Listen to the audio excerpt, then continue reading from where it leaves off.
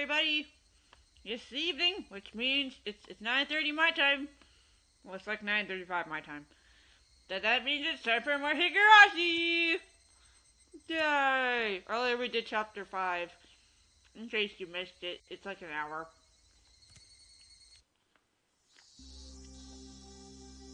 But bad things were happening.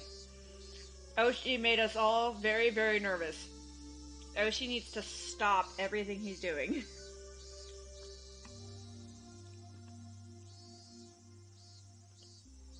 Oshi needs to stop. It's still loud on my end. I just need to turn down my headphones, I suppose. There we go. And we continue! I was also, in case you're wondering why I sound like I have food in my mouth, because I did. I'm eating a Samara's Pop-Tart, because I was craving chocolate, and I said, fuck it, I'm gonna eat a Pop-Tart. Is Hojo-san staying home today too? Furue-san, do you know anything? The teacher's voice wasn't critical, but Rika-chan hung her head, unable to answer. Felt really bad for her. The teacher called Rika-chan up, and they had an exchange in hushed tones at the dais. At first, Rika-chan said that Sadako's fever had gotten worse, but everyone in class knew it was a lie, because every day Rika-chan brought Sadako's bento with her. Sadako-chan, I wonder what happened. Don't ask me. I'm the one who wants to know most of all. It's already the third day since Sadako's first absence. Ever since then, I haven't felt good. Until just last Sunday, everything had been so much fun. I'd reached out to Sadako like a real older brother, and we spent that time quietly, but warm and comfortable. So why did it suddenly have been flipped over? The more I thought about it, the more I thought the world had taken a turn for the worst ever since Oshi arrived. Thinking on it now, maybe the strange apprehensions plaguing me the night before Oshi arrived had been a sign. Kurado Oshi, Urashiro-sama's servant. Shit, that's impossible. They can't decide Sadako to be the cursed victim this year just because he showed up. Just what sort of slip-up had I committed to cause those fun times to end so suddenly? Yes, it was the day before Oshi appeared. Shion, Mion, and Rena had spoken of the curse surrounding Satoshi and his disappearance. And it was so sinister it gave me a bad premonition. Such a small thing was the slip-up that invited Oshiro-sama's servant. It was absurd. I kept on groaning to myself that I would never accept it, ever. I obviously wasn't the only one suppressing my feelings. Mion and Rena were too. Everyone in the class was doing it. Rika-chan knew something about Sadako's situation, but she wouldn't tell us. Rika-chan still held a calm attitude like a cat basking in the sun, but she was being unbelievably stubborn about this whole thing. She didn't want to tell us. That wouldn't change no matter how many times we asked her. Everyone understood that, so nobody questioned her.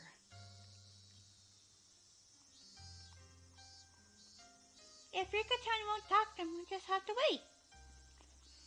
Then are you eating a goddamn Pop-Tart? No! She might not be talking because it's something not worth saying. There was no persuasive power in the reassurance given in the anxious face like that. Mion was being turned and looked up at the sky with somehow annoyed expression. Couldn't tell if she was unhappy that Rika-chan wouldn't talk about it with her own friends, or if she was concerned over Sadako's well-being. Both! It's both. It's good to assume both. And what about me? My anxiety was suffocating me day after day. If someone else were looking at me, then maybe I'd look annoyed like Mion did. Tap, tap. Someone tapped my shoulder. It was Tomita-kun and Okamura-kun. My Baro-san, do you have a minute? Did your ball get stuck again? You guys have to get it yourself this time. Don't rely on the older kids for everything. I didn't feel like going along with them, so I was a little unsympathetic with my response. We heard a little interesting rumor. A rumor? Yeah. I just thought it might have something to do with that. Rumor. About Sadako. They hadn't said that, but it didn't seem unrelated. They didn't want to talk in the classroom, so they pulled me behind the school building, lending further credence to that thought. The back of the school was damp and humid like always. Students didn't really come here because they wanted to. It might, however, have been the ideal location for trading rumors away from prying eyes. Tomita-kun, Okamura-kun, these rumors, they're about why Sadako is absent, right? We don't know if it has something to do with it, though. Well, maybe. What on earth happened to Sadako? Is she sick? Or could she be, really sick or injured or something?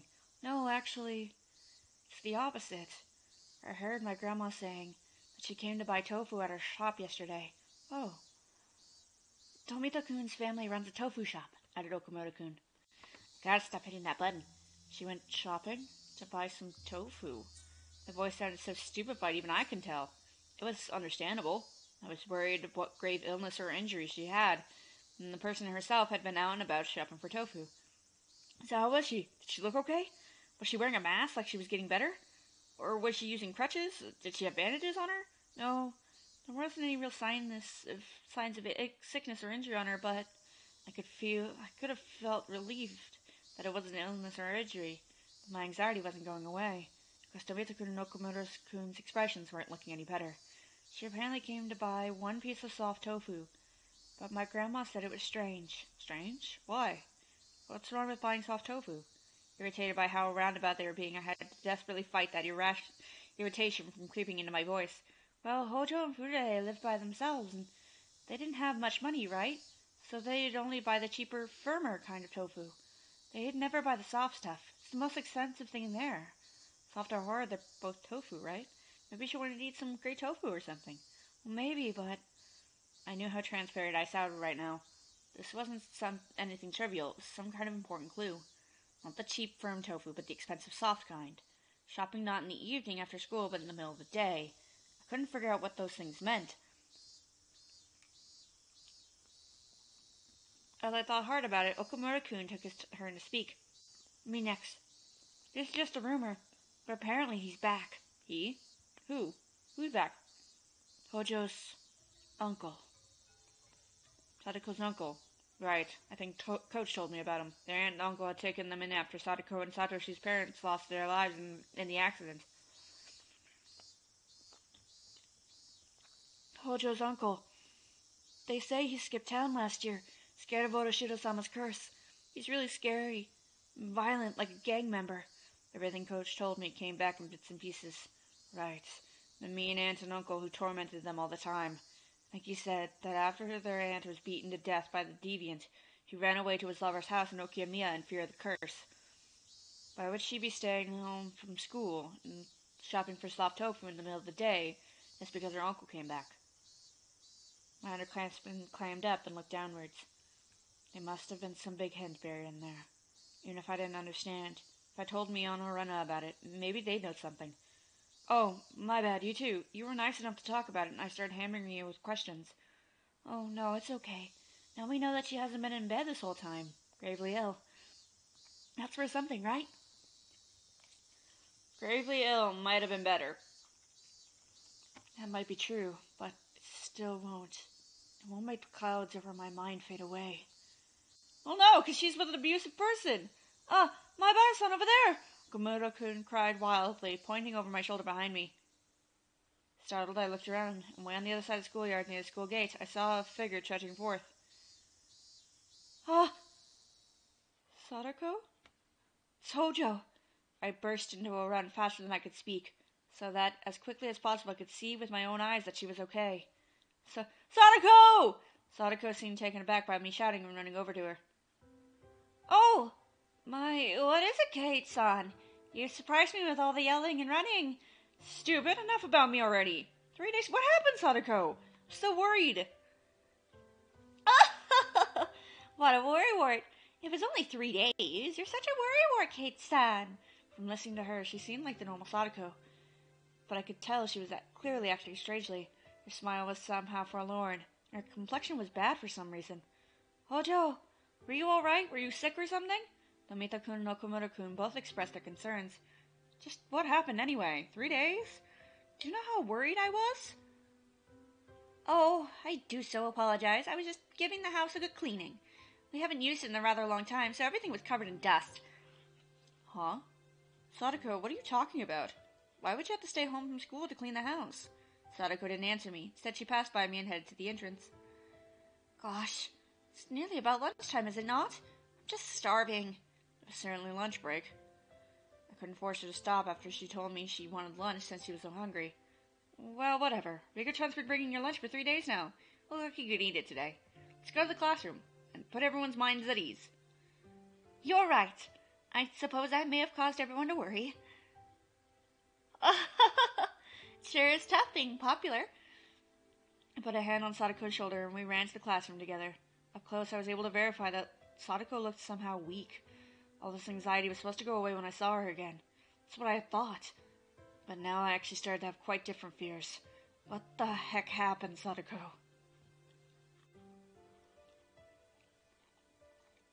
Everyone in class, of course, reacted in the same way I had. We're worried about you. We're glad to see you're well. What are you doing for 3 days? Classmates showered her in questions. Nom nom nom nom nom nom nom nom nom nom nom nom nom nom nom nom. I truly do apologize for causing a fuss. As she cackled, she chowed down on the bento Rika-chan had made for her. Hom nom nom nom. Those in the teacher's lounge must have been informed of Sadako's arrival, because her teacher sprinted in the classroom, her breath ragged.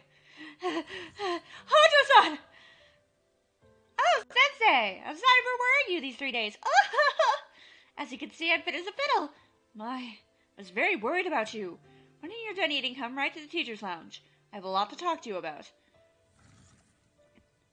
I must be in for a good scolding for those 3 days I cut class. Sadako laughed sleepishly while she scratched her head. The rest of the class burst out into laughter. She was acting angry, but she breathed a sigh of relief at seeing Sadako healthy and smiling as she ate her lunch with the class surrounding her. What a relief, right, Rena? Huh? Oh, sorry. Yeah, I'm glad she's okay. I looked at Rena and knew. She had a sense that something about Sadako was off, too. I looked to see Mion detached from the clamor as well, with a somewhat grim expression. But Rika-chan, on the other hand, was smiling from ear to ear. She spread out the bento boxes one by one as Sadako finished them.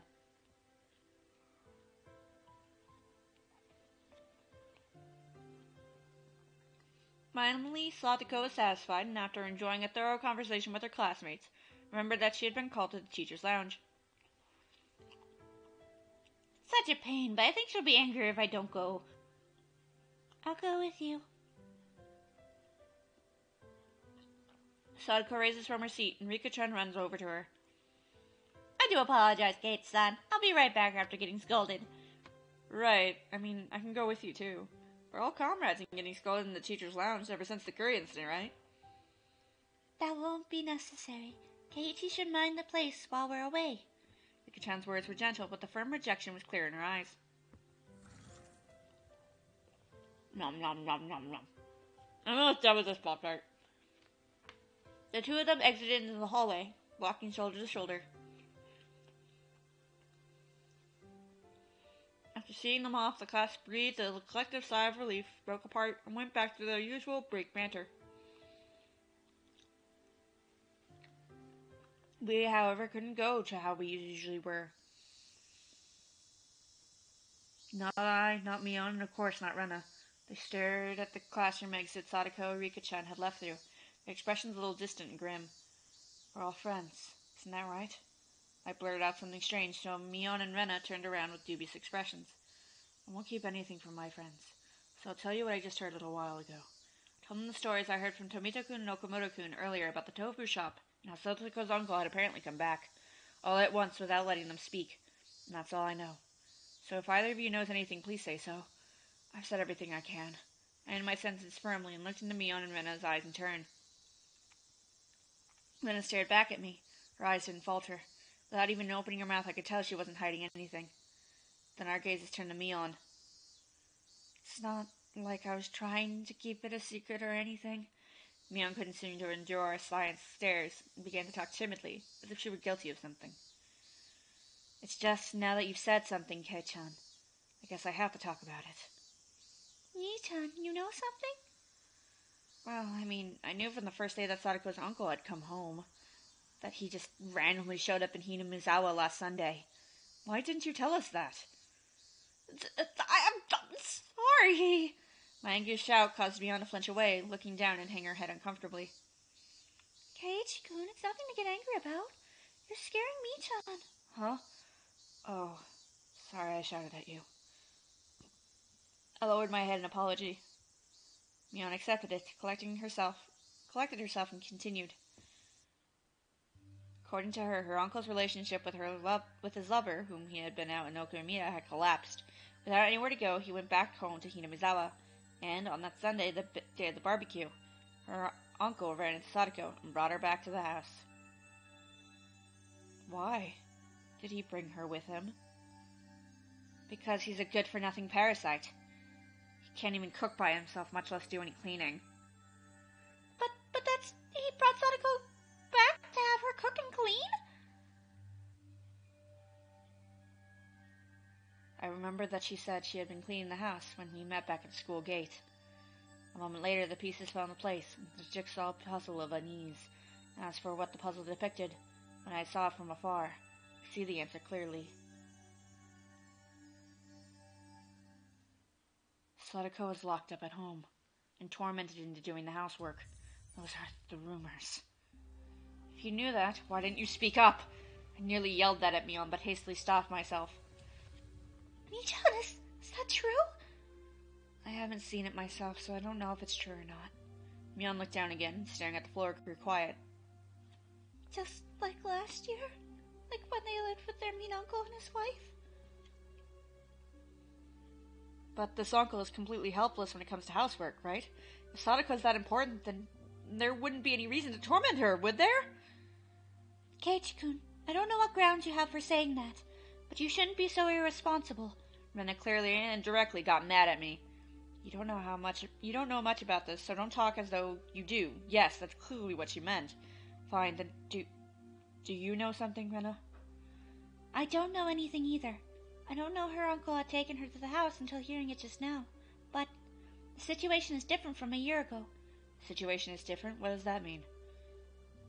Satoshi-kun isn't here. Satoshi really cared about his little sister. He always stuck up for her. He was her shield, so she would be affected just a little less by their mean uncle and aunts fighting. The mean uncle and Sadako-chan are the only ones living there now. Can't you imagine that stifling that must be, Keiichi-kun? He only ever came back because he broke up with the woman he was staying with. Do you think a person who came back to such an unpleasant reason would be able to treat Sadako-chan kindly? She was right. It wasn't easy for me to imagine Sadako not being tormented. Sorry. Oh, no, I'm sorry too. I sounded like I was interrogating you, didn't I? Oh. An awkward atmosphere floated among us. There's a fungus among us. The three of us remained silent and just stared at the floor.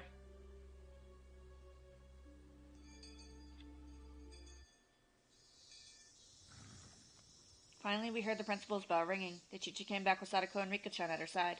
All right, we're starting afternoon class. Class president, please. Everybody stand up. Oh! I'm sorry, how rude of me.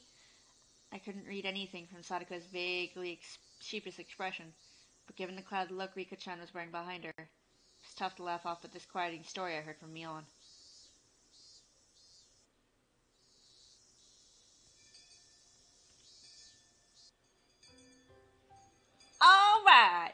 All right.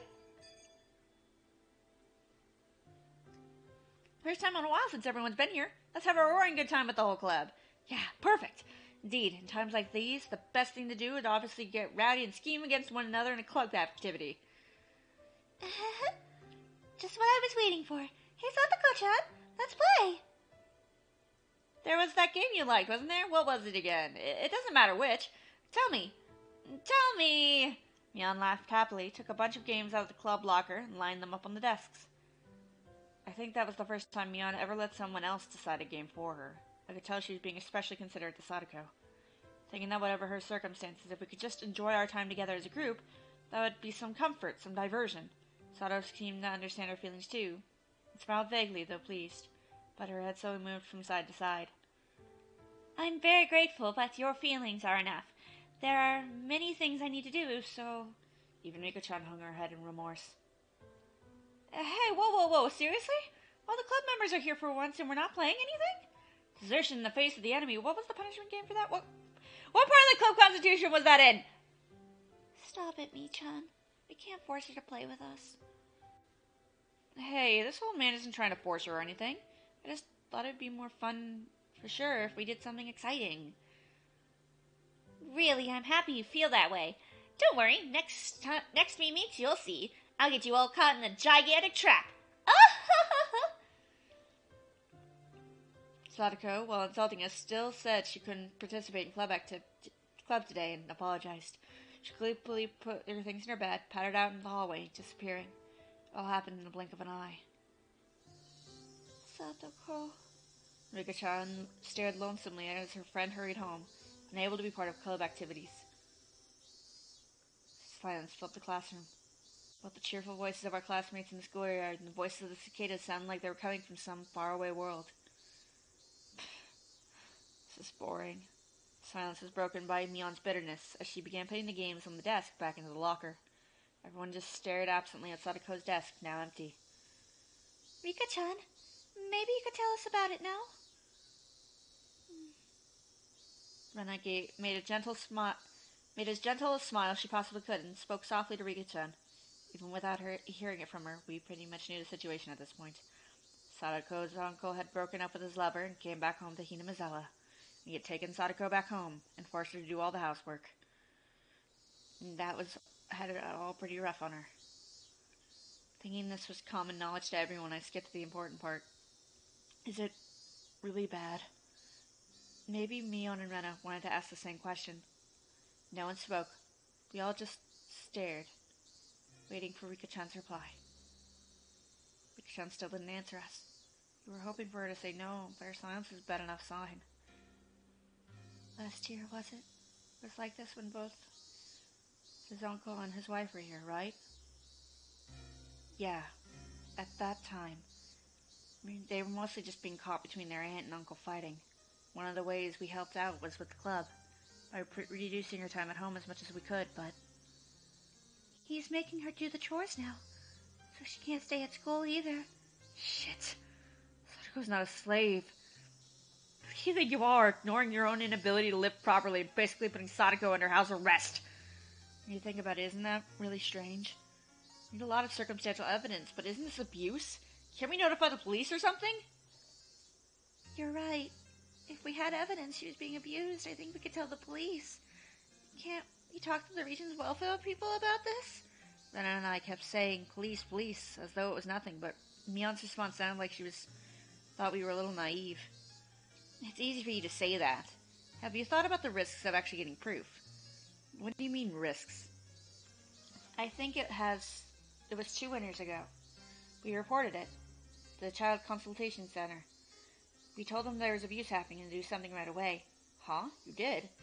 What happened? Person came as soon as we called. She interviewed Sadako and Satoshi about what was going on. And their uncle and their wife, too. I can understand asking Sadako and Satoshi, but wouldn't it be not so good to talk about the aunt and uncle? They said they'd base their judgment on what they heard from both sides. Great of them, wasn't it? So, what did they decide to do? Wait and see. What do you mean, wait and see? The uncle really studied up on this stuff. By law, you can't call it abuse unless someone admits to assault or child negligence.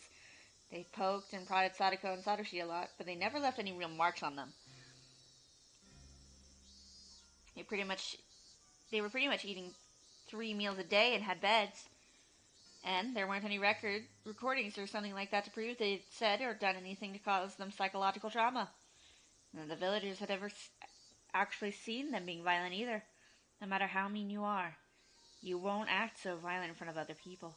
Nobody would. Then, what happened? The welfare officer apparently went to visit on the same day every week for a while. The aunt and uncle knew they were being watched, though, and didn't torment them in any way that would stand out. Of course, that wasn't the end of it. You mean they rant out how malicious they were being? The on-side nodded. Their aunt was really damn stubborn. She's one of the most spiteful people I've ever known. Apparently she was doing some really disgusting things. Sadako was like a doll that did nothing but breathe by the end of it. So what? From that conclusion, does that mean we should never have contacted child welfare in the first place? Understand? Without proof of abuse so clear anybody could see it, there's nothing we can do. In fact, it might even make the situation worse. We messed up pretty bad. After hearing that even public organizations, the one thing that they thought were dependable, couldn't do anything, everyone hung their heads. In other words, until we have clear evidence of abuse, we shouldn't notify anyone? Well, I mean, basically, I consider Sadako's current situation.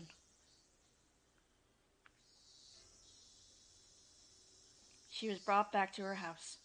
It was a little difficult to call that abuse. She was being tormented and forced to do chores. How she was being tormented would be the key, but without concrete evidence, it would be difficult to prove. She had some kind of external injury, that would work. But as far as we could tell from the day, she had nothing like that. Being forced to do chores, that was a bit weak too. There had to be better evidence that she was without a doubt being abused. I know. Her uncle had ignored Sadako's existence for a whole year and went to live with her lover in town. Didn't that fall under one of the definitions that Mion had mentioned? Child negligence? Yeah, it's the perfect case for child negligence. What about it, Michan? If her uncle weren't here now, it would be recognized as child negligence, but he's living with her at the moment, isn't he?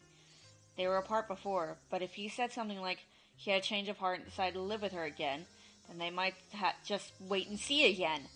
Once we report it, we won't be able to absolutely be sure they'd interpret it as abuse. Maybe we needed far more concrete evidence. Maybe we needed a list we repeat last year's mistake. It's sad. This means we need to sit out quietly and wait for him to be violent towards Sadako-chan and leave a mark, don't we?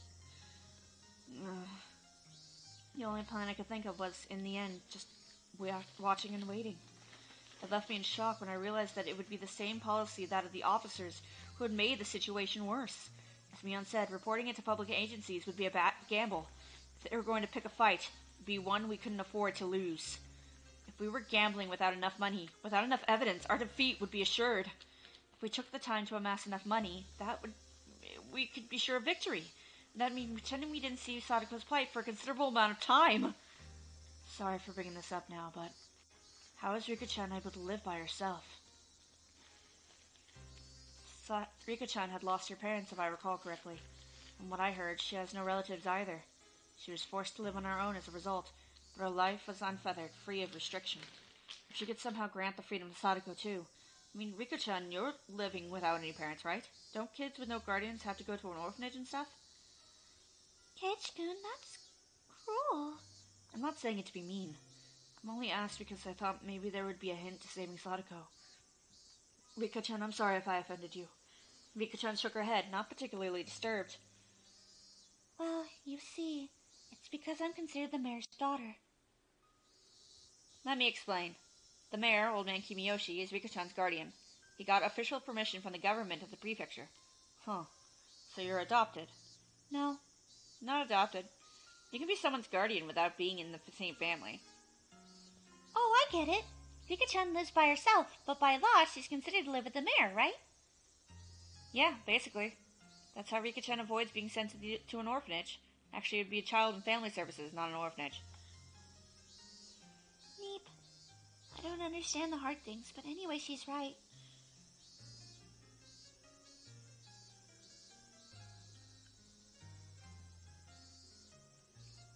Interesting you should say that, Mion. You can be someone's guardian even if they're another family. Then shouldn't we have the mayor or someone else become Sadako's guardian, if only on paper? Then she'd be in the same position as Rika-chan, and she could go back to her old life. Too bad it won't work. I mean, her uncle's supposedly her guardian. Wait a minute. You lost me there. What's a guardian exactly anyway? In legal terms, a guardian and a parent weren't necessary synonyms, so whoever was actually looking after her at home would be considered her guardian. Then her uncle isn't her guardian. He left Sadako by herself for so long. But if he insists he's her guardian, then that's it.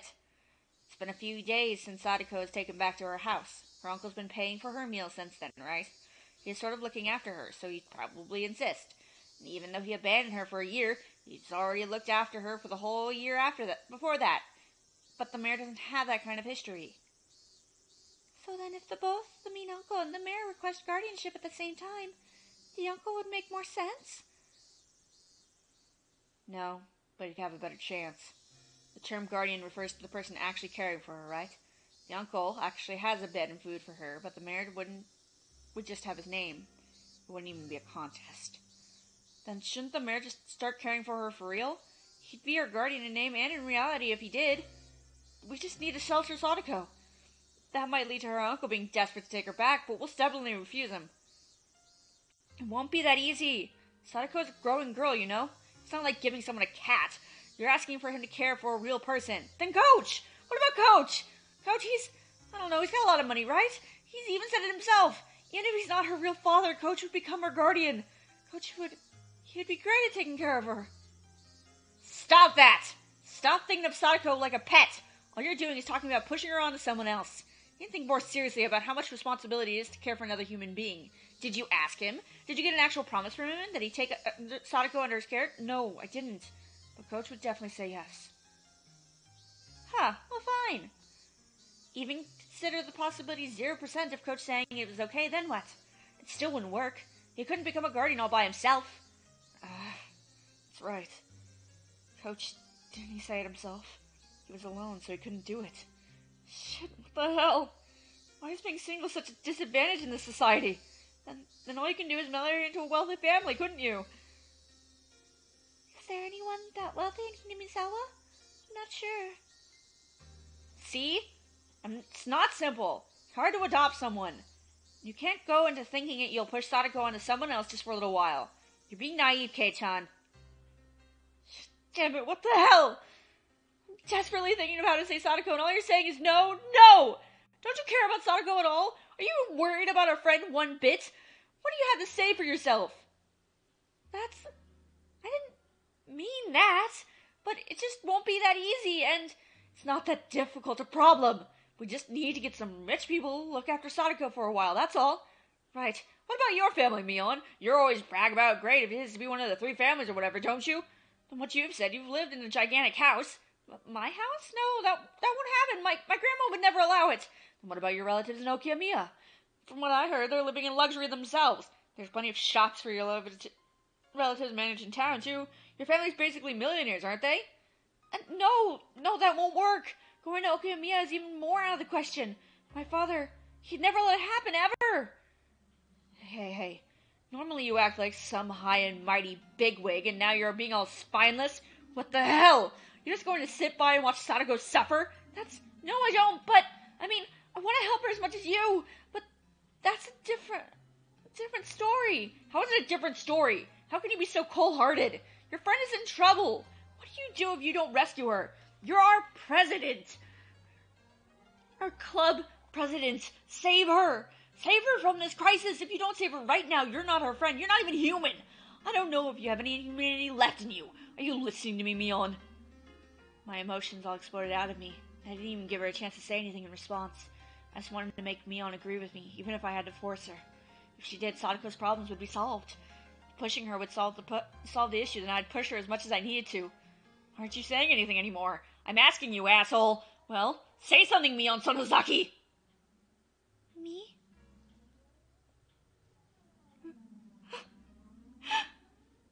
Mion, looking down with a grim face, began sobbing. Her hands were clenched into trembling fists, and she rubbed her eyes to wipe away the tears. Was what I said actually that mean? This isn't the time to cry. We're in the gambling room now, and we have to do something to save Sadako. As I thought, that runner spoke, her voice cold and incredibly calm. Gage-kun, if Mii-chan's family won't work, what if we look at another wealthy family? I know someone in Hinamezawa who lives in a nice big house. Who's that? Oh, come on. You've got a splendid family and you're leaving it out of things? My family? My family is... Your friends, right? Save her, Gage-kun. Mii-chan is cold-hearted after all. Since you're so considerate towards friends, you should lead by example. Just the 3 of you are living in that huge house, right? And you probably got plenty of spare rooms. You should just give a few of the empty ones to Sadako. And then her worries will be all over. What's this? We're done already? It was pretty quick. Okay, great. Congratulations on solving the problem. Are we done for today? I'm going home. Hooray, hooray. Maybe I'll go treasure hunting. I haven't done that in a while. I was so worried about Sadako-chan until now that I didn't feel like I was going to play at all. I wonder if I'll find today. Hello! Say something, will you? Why am I the only one talking? Say something, you bastard! Are you listening, Keiichi Marabara? Even the cicadas seemed to cower in fear. Then her shoulders bobbing up and down, and me who have forgotten to breathe. Mion, whose face had gone completely pale, and Rika-chan, who was keeping silent as if nothing was happening. The atmosphere in the classroom grew tight and stiff, and it petrified us where we stood. Rattle. There was the sound of a chair as Rena sat back down after having stood up, finally allow everyone present to take a breath. Rena had shown me just how much I had hurt Mion. Rena's scary. After a few moments, Rika-chan cut into the frozen air. Yeah, I'm sorry, Rika-chan. Mi-chan, I'm sorry to you too.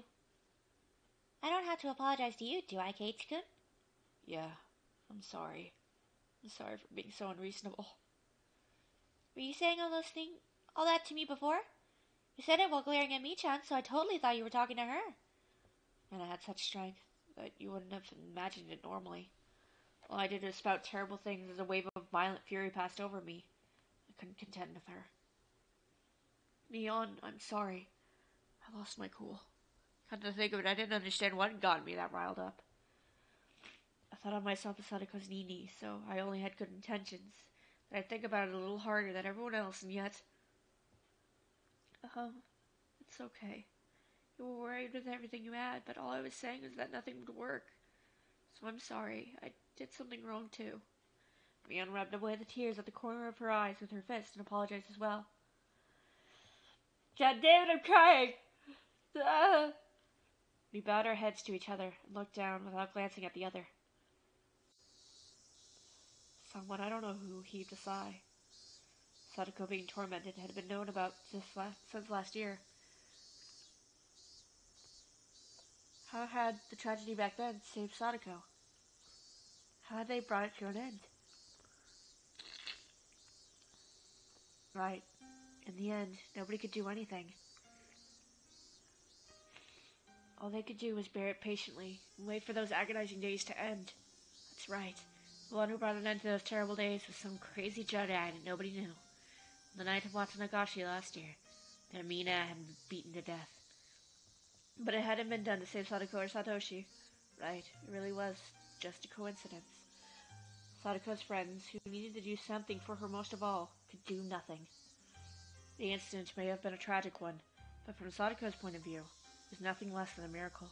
Yes, miracle. A miracle one could only wait for. Is waiting all we can do?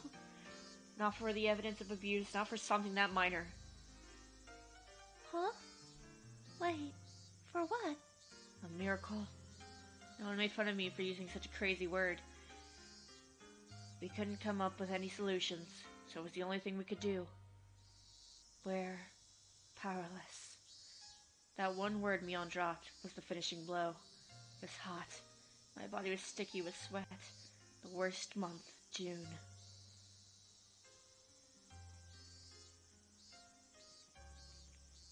Interestingly enough, that exchange didn't actually happen in the manga, which is the most familiar version of this story that I know.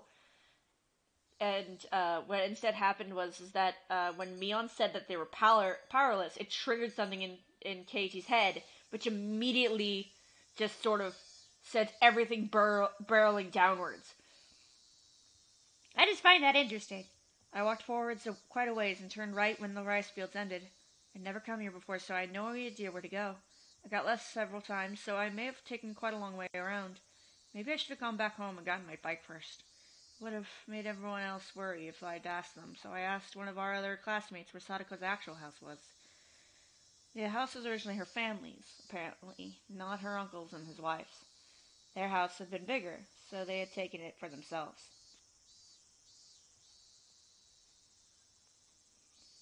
Right here, several houses all in a line. Over there. I was visiting Sadako's house, but didn't particularly intend to meet her there. I didn't mean to spawn an enemy, her mean uncle, either. Maybe I just wanted to be a little closer to her, as her Nini.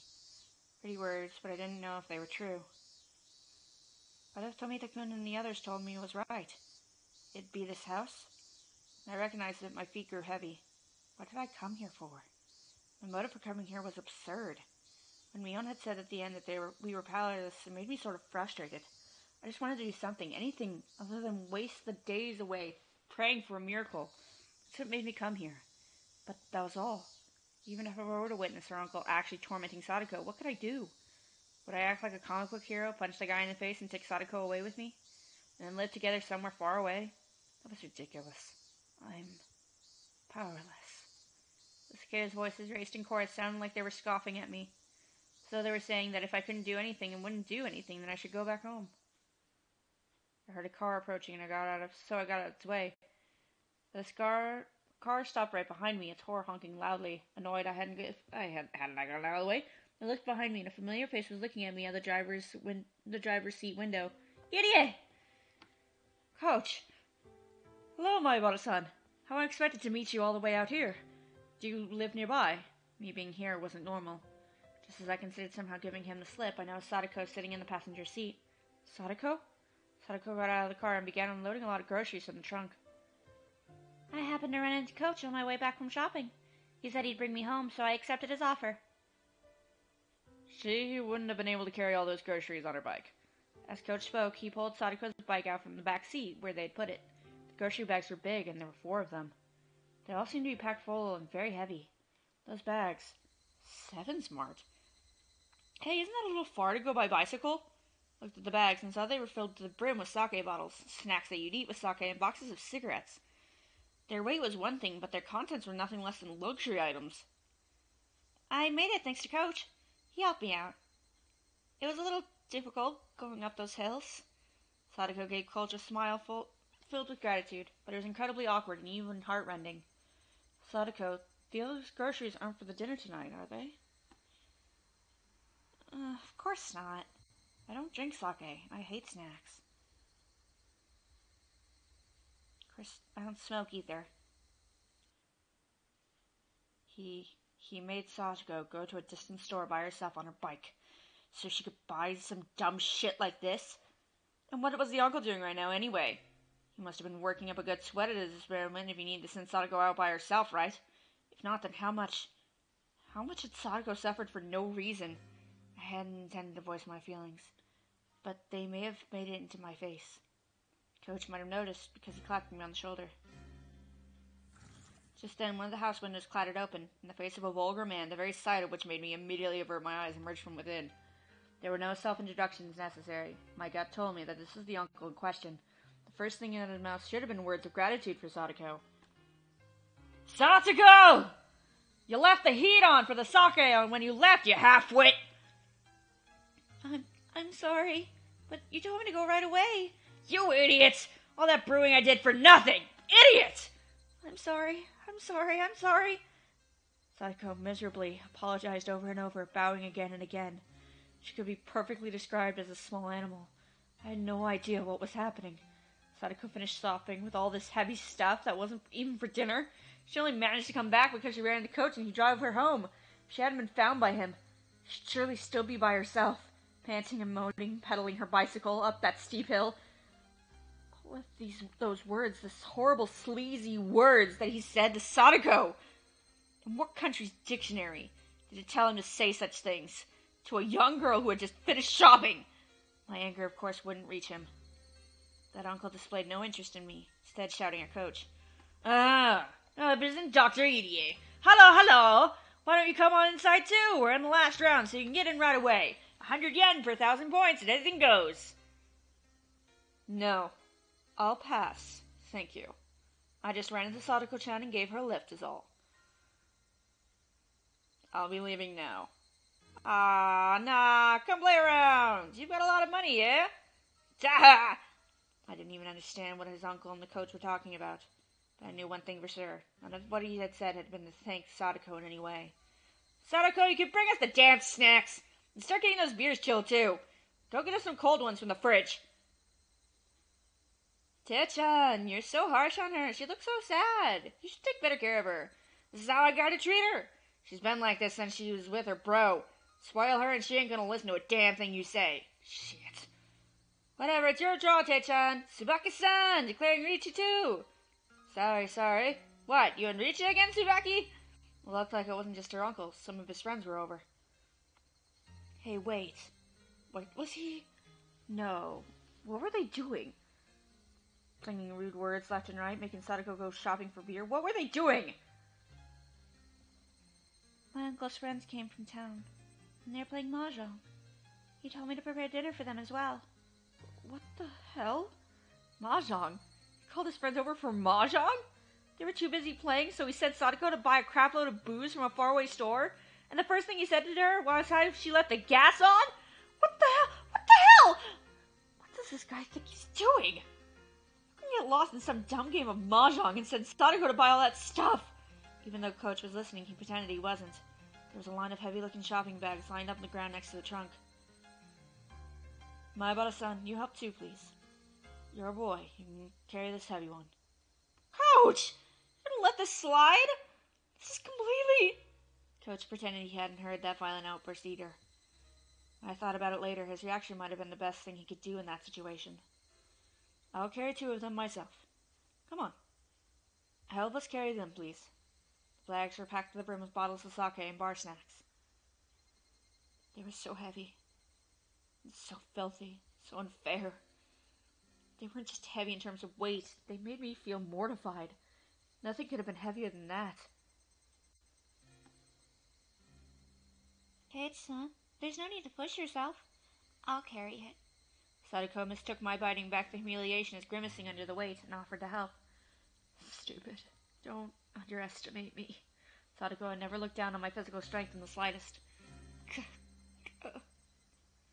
Coach, I'm sorry for you too. It must be heavy. No, not at all, answered Coach, smiling vaguely, cruelly. But I alone knew. Coach was an adult, so he knew how to keep his feelings from showing. There was even more anger than I was feeling burning deep in his eyes. Well, it is heavy. Shit. I wasn't very far to the doorstep for Sadako's house, but the bag squeezing my palms and started leaving red marks. Fear welled up in me, and the back of my throat stung. But even if it all came gushing out, it wouldn't solve anything. So, just tightly gritting my teeth was all the much I could do. Really, thank you so much, both of you. You really helped me here. After we carried them back to the back door, Sadako has said that was enough. Occasionally we hear the repulsive laughter of her uncle and her friends with him. My insides had seethed. I knew they weren't ridiculing us. That's why it made me so mad. They made Sadako shop for all this heavy, selfish stuff, then ignored her and laughed amongst themselves as they pleased. It's deeply aggravating. Of course, Coach had felt the same way. That if he accidentally let his feelings slip out on his face, it would only cause Sadako more worry. He knew all that and spoke coolly, as if to say he didn't care. Not at all. I'm happy could be a bit of help for you all. If there's anything else I can help with, please tell me. Yes, I really am happy you feel that way. And he feels that way. Those words were sad. Sadako herself was sad and resigned, that we could only help her so much. But she was right. No matter how much Coach and I wanted to help Sadako, this was as much as we could do. I felt absolutely ashamed at not having the power to help her any more than this. Burning, boiling emotions were bubbling up inside me, and rising into my throat. Trembling all over, I almost started to cry from my fury. Me too.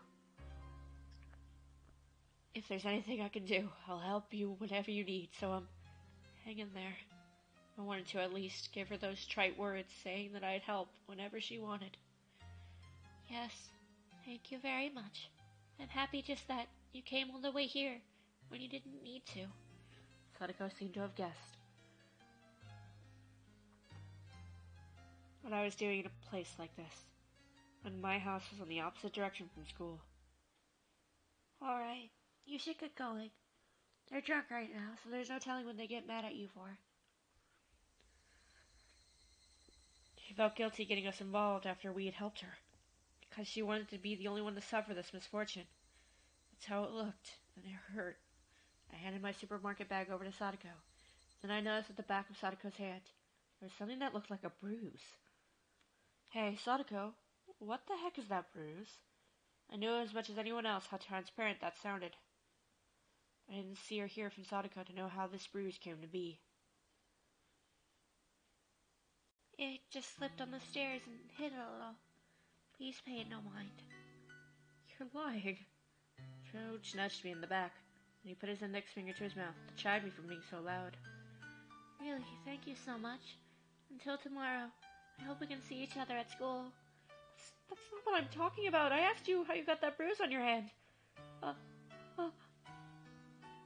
The evening's glow finally got to a point where I could see the other concealed oval-shaped bruises and traces of swelling on her neck and her legs and other places too. I fell down the stairs. The very moment my violent, rampaging emotions were about to get to burst out of my throat, I found my mouth being tightly clamped down on.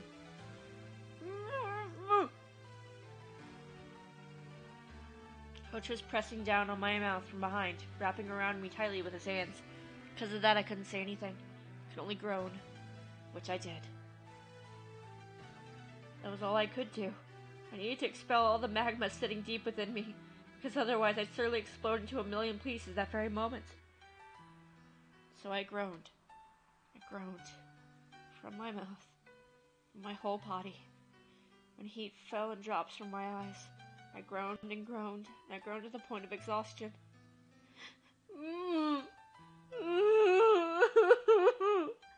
I wrung absolutely everything out of myself.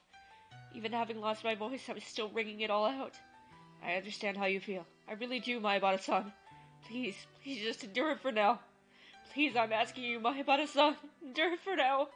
And then what, huh? What happened to her? To Sadako? Her body and mind were wounded and she was being made to suffer like this. Can you not even let me howl in vain at it? Is that it, Coach? Are we this powerless? So powerless we can't even fucking scream from the bottom of our hearts.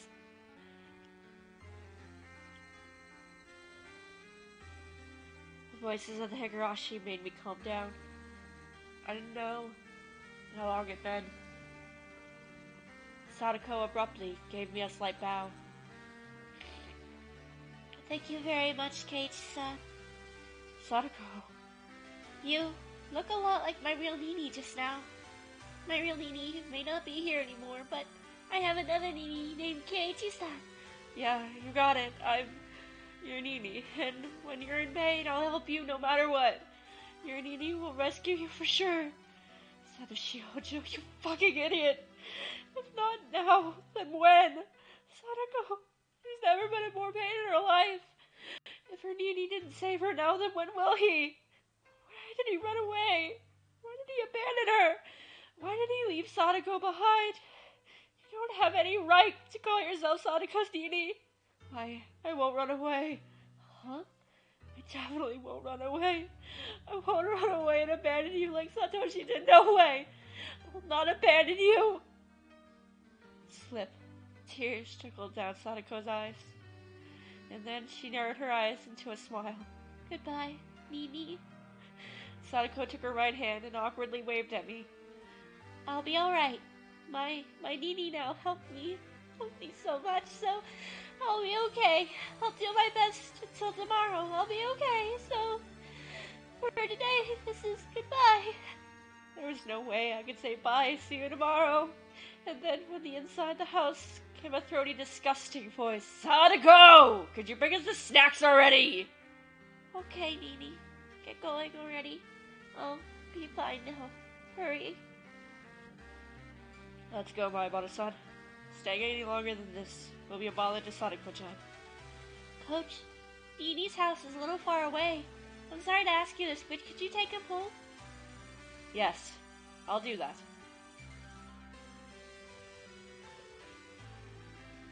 Coach grabbed me by my collar, and with strength I couldn't have imagined him having, he started dragging me away. And I was able to oppose him, started getting farther away from Sadako. She waved her hand to us, expression still dark, and disappeared through the back door. Coach got into the car first, and then turned around on a narrow path and brought the passenger side door around for me. I know how you feel so well it hurts. Now I think I understand it even more than you. But right now, just for now, please endure it. She understood exactly how you feel. So please endure it. If you don't, I know already. I'm sorry. Thank you for before. I meekly got into the passenger seat. The car accelerated quietly. Sadako's house grew farther and farther away in the rearview mirror. We made a wide turn and I couldn't see her house anymore. Ah! It's making me cry! Huh? Is your house that far away? It's in the other direction from school, isn't it? I didn't bother to reply. I would have been hard-pressed to give him an answer for why I was at Sadako's house. Coach didn't say anything more either. For a while the two of us were silent. The only sound from the gravel spraying over the road was as we drove. I remember how Rena said things were different than last year. At the time, she had Satoshi with her. Satoshi protected Sadako. So the less of the sparks fell onto her. But now Satoshi isn't here. Yes, that's the unfortunate truth. Coach seemed to understand what I really meant when I said that. It's a terribly sad and cruel story. But there's a limit to our resolve, our efforts, and our assistance. It sounded like an excuse, but he was right. Even if Coach and I wanted to be people Sadako could depend on, that was all. It ended at the front door. No matter how much I shouted that I would be her Nini. No matter how much I shouted that I wouldn't abandon her. No matter how much Sadako called me Nini. I couldn't do anything more than that. Where on earth could Satoshi have gone? Right. Satoshi was another story. Her actual brother Satoshi. He was in a protector far, far better than we could. That was the cold, sad truth of the massive gulf between Satoshi and us. I wonder what he's been doing lately. Satoshi left home. I didn't know why. Maybe it was because of Otoshida-sama's curse, or he disappeared or something. In any case, he wasn't beside Sadako right now. At the time, Sadako needed him to protect her most. He wasn't there. Why isn't he here? Sadako needs him now more than ever. A lot of people talk about Otoshida-sama's curse, but the only thing I can say is that he ran away. One of my friends said that one day he just never came back. He ran away without even leaving so much as a note for his sister. Satoshi-kun had been doing part-time jobs a lot. At the time, Sadako-chan really wanted this huge stuffed animal. It ended up costing a lot, so he was doing all sorts of part-time jobs in order to afford it. He felt so strongly about it.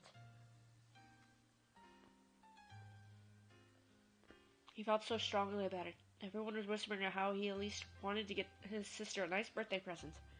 Said she was made to live such a pitiful life with her uncle and his wife. In the end, he didn't use his savings for a birthday present for Sadako. Satoshi-kun disappeared and the police looked long and hard. They found out that Satoshi-kun had withdrawn all his savings himself on the day he left. After checking it all over, we began to think that maybe he used his savings to go to Tokyo. Tokyo? For what? Again, all I can say is that he ran away. He saved up all that money so he could run away? He was that selfish? But how could he just leave Sadako behind? If he was going to run away anyway, he should have brought Sadako with him. Even now, Coach was calm. He wasn't trying to pour any oil on the fire of my anger at all. He just waited until my anger naturally subsided. After listening to gravel being crushed under the wheels for a little while, Coach spoke abruptly. Please understand. Sadako-chan left behind arrived at the same conclusion. I'm a burden on my brother, and that's why he abandoned me. He didn't take her with him when he left. How terrible must Sadako have felt, being betrayed by the brother she loved so much. But Sadako-chan was a very strong person. Of course, she was the support of close friends too, but that's how she regained her smile.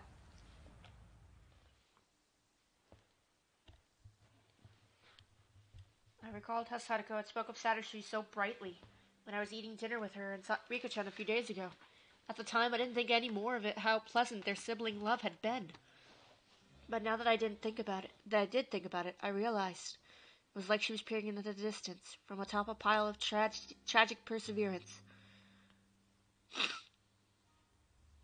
She said Satoshi-kun will come back for sure, and that when he did, she wanted him to see how she was no longer a burden. Sadako isn't a burden. She's way better at day-to-day living than me. She can do pretty much anything. I mean, she might fall behind Rena or Rika-chan in certain aspects, but she's way more of an adult than most people. That's the result of her having worked so hard. since she didn't know when Satoshi would come home. Her efforts were so painful. While she lived with Riko-chan, while Riko-chan taught her how to handle everything flawlessly. Also, she could welcome Satoshi at any time, so that she could show him she wasn't ashamed. So, when is Satoshi going to come back? I asked Coach, but knew he wouldn't be able to answer. In any case, Satoshi ran away. He left Sadako and ran away from Hinamizawa. Someone said that when you leave Hinamizawa and run away, Orishiro-sama's curse comes gets you, right? Okay, so I'm going to just say this now. There's been thunder and lightning outside. I haven't heard it because I haven't had my headphones off. But, like, I keep seeing the flashes from the window. So if I suddenly just, like, drop, that'll be why. Then that made sense. Satoshi running away and his disappearance. That would obviously mean people thought it was the curse, right? And they could smile, as though it was his own fault. As though he got what he deserved. Hey, Orishiro-sama, whoever you are. Satoshi didn't vanish because he ran away. You demoned him away with your curse, didn't you? That's not what happened, and I couldn't forgive him. When did Satoshi run away? The night of the Water Nagashi festival last year, when their aunt was killed by that deviant. It was a few days after that. On Sadako-chan's birthday. On Sadako's birthday? I slammed my hands on the dashboard in front of me with all my might. Satoshi, of all the days, you could have chosen to run away. Their aunt just died a few days before, didn't she? All your days of suffering were about to end, weren't they? You were just about to start thinking about a new life, weren't you? It's wrong to be happy about someone dying, but if Sadako and her birthday had come at a critical turning point, that her mean uncle had fled town, and the siblings would be left alone. They should have been happy about that. It's Sadako's birthday. Sadako's probably waiting for her brother to return the whole time. Waiting for her brother to return when he never did. Waiting with bated breath for her brother to return, her hopes and dreams of a new life to come growing even larger. But no matter how long she waited, he didn't come back. He didn't even contact her. Sadako trembling in anticipation of a great present.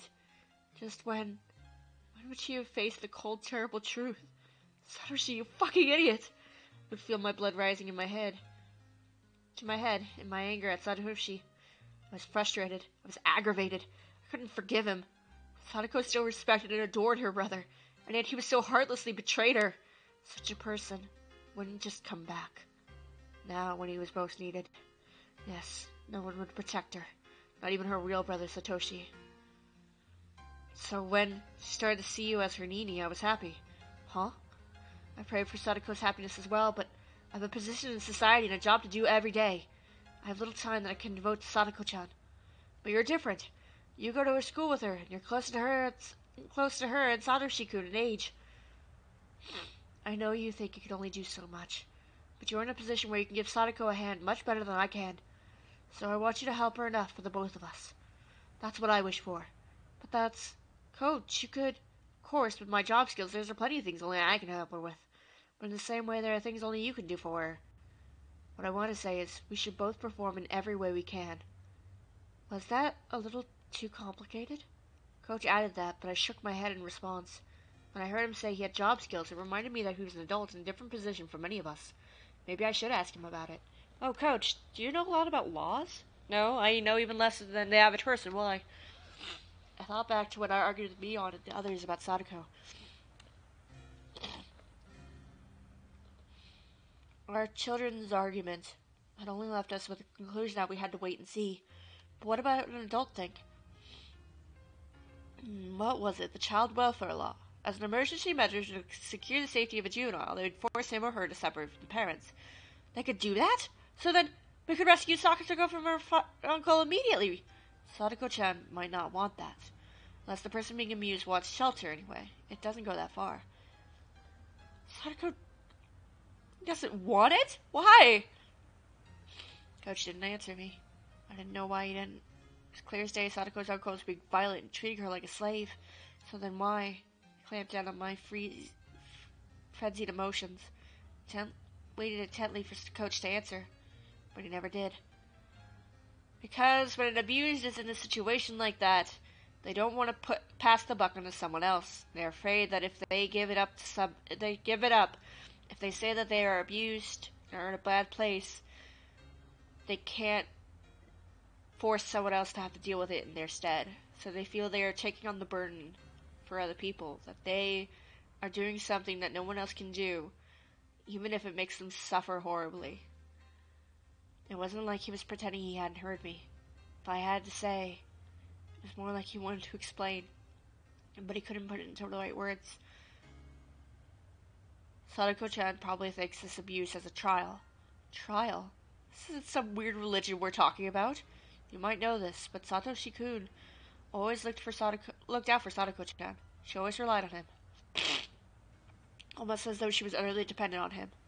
I know for a while that Satoshi had always protected Sadako from their aunt and uncle, but that was his duty as an older brother, not something to worry about. I think that may have traumatized her. Maybe she figured that depending so heavily on her brother had made him hate her.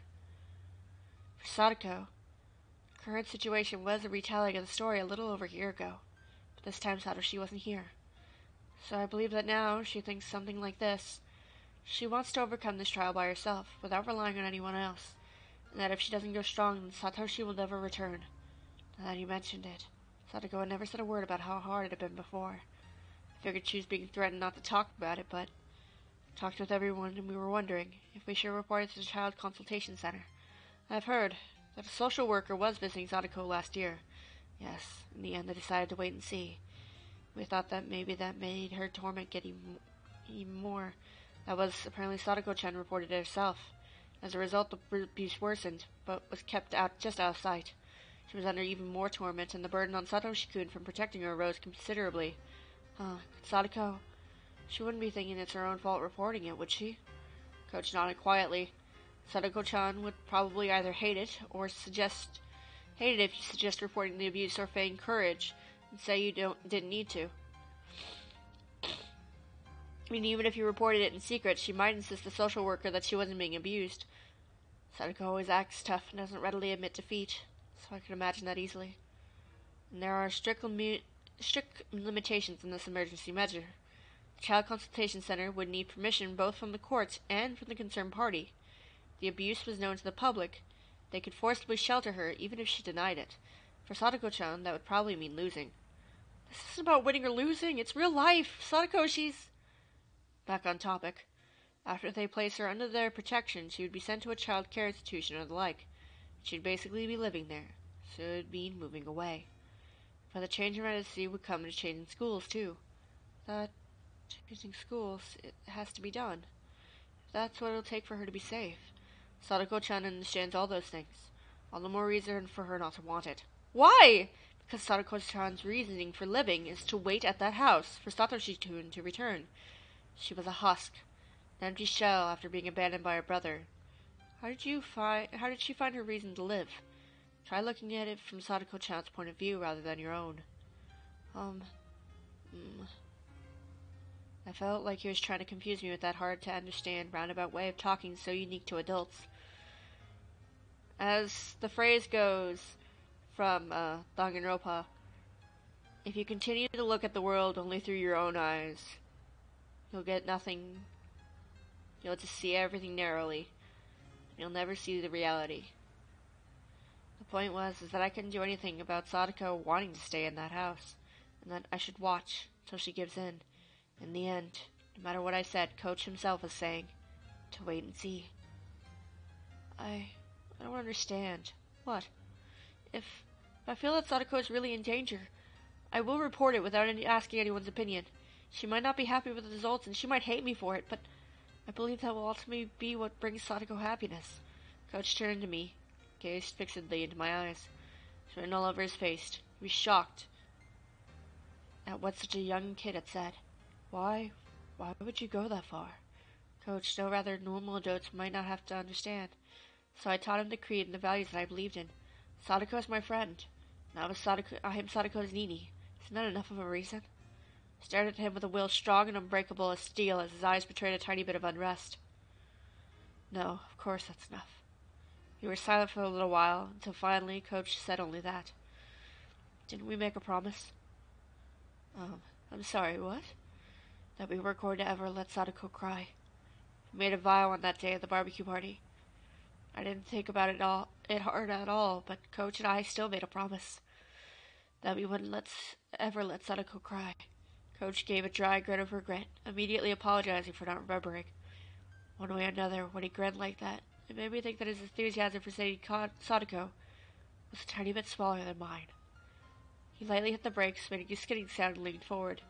Could that be your house there? Oh, right, Maribara-san would live at the Maribara residence, wouldn't he? Before I knew it, we were almost to my house.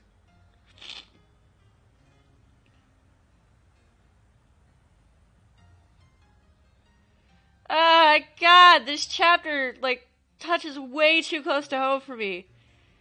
Because the thing is that for me, I suffered a form of abuse. It wasn't physical, but it was very emotionally destructive. Not because they intended to, but just because that's what ended up happening. I was very emotionally destroyed. December 1st, 1981. Prefecture Juvenile Welfare Division report. Do not view, do not duplicate. Case 31, November 20th. Satoko Hojo. Residence, Hinomizawa Village, Shishimon. Consultation circumstances. Anonymous telephone SOS of child abuse. Abuse situation. Anonymous claims that a female child is suffering physical abuse by adoptive parents or guardians. Adoptive father, adoptive mother, older brother, child in question. Note, in June 1980, the child's parents died in an accident. She was given to her uncle on her father's side, her father's younger brother. Child consultation center's response. On the day of the anonymous phone call consultation, the center called the child at school and asked for her situation. The next day, the welfare officer on duty visited the child's home and heard what they had to say. Both adoptive parents agreed to the center's coaching. Contacted an anti-abuse network in the city. As part of the suggested coaching, a district welfare officer in the area began visiting the coach for coaching at fixed intervals. The scrawled note below is stapled to the report. Related information of former office official Mr. W. Refer to 1977 document D23, number 44, as Chief Investigator F for the city's education consultation offices. He's well informed about it.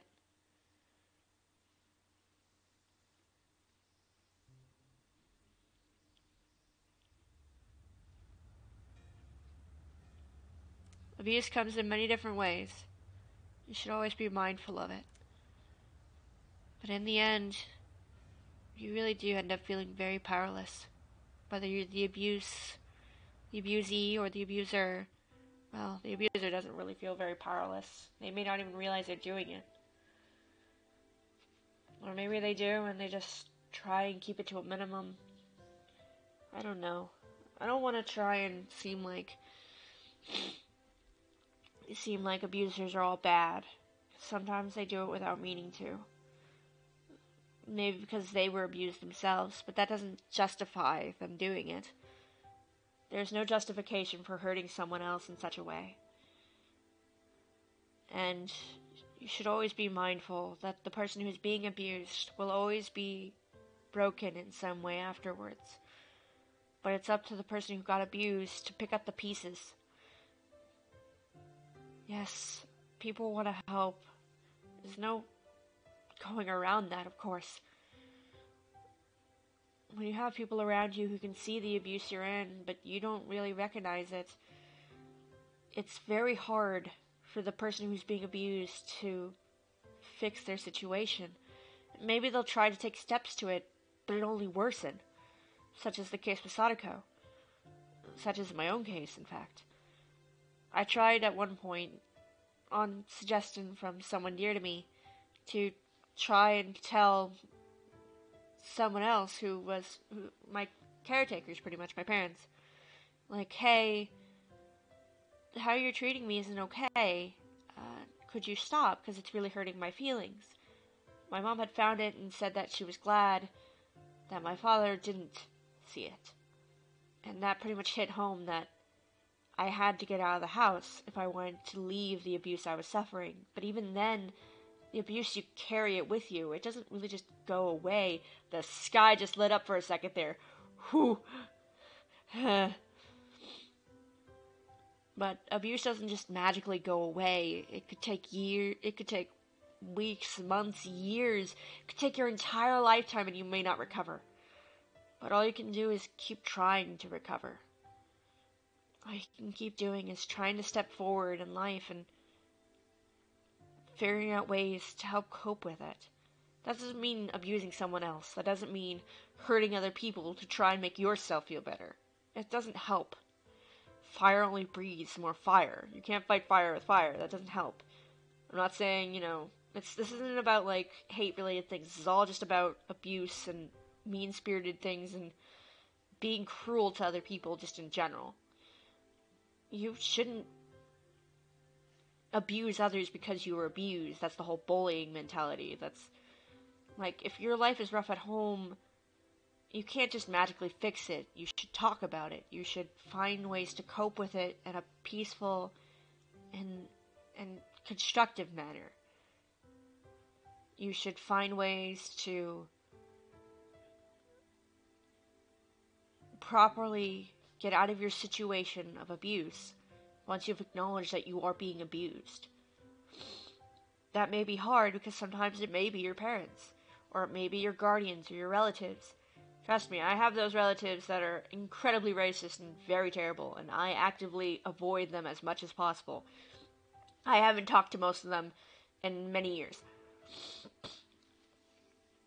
And sometimes you may not have the immediate ability to get out, but you have to continue on.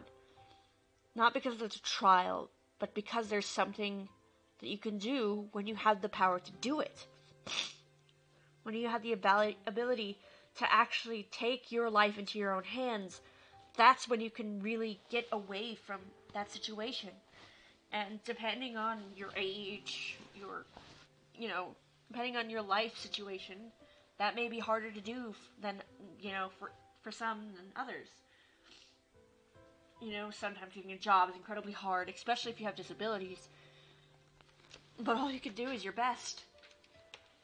And you can only just hope that it's enough. And that's the very weak part of it. I'm sorry, I got really tailed off there. I really felt like I should talk about that. I also just skipped the line there from Maibara. I went home and washed the day's sweat off in the shower. Normally I could reset everything by taking a shower and forgetting all the bad things, but that didn't happen today. I got out of the shower to find fresh underwear placed neatly in the laundry basket. Normally I didn't stop to think about it, but today I felt happy at my mother's consideration. At the same time, however, it made me realize how much Sadako must be suffering. That very moment I was appreciating this gentle kindness. Sadako might be being bruised by her uncle's crude words. I went up to the second floor and shut myself in my bedroom. Then, facing my desk, I folded my arms. My topic of thought, of course, was Sadako.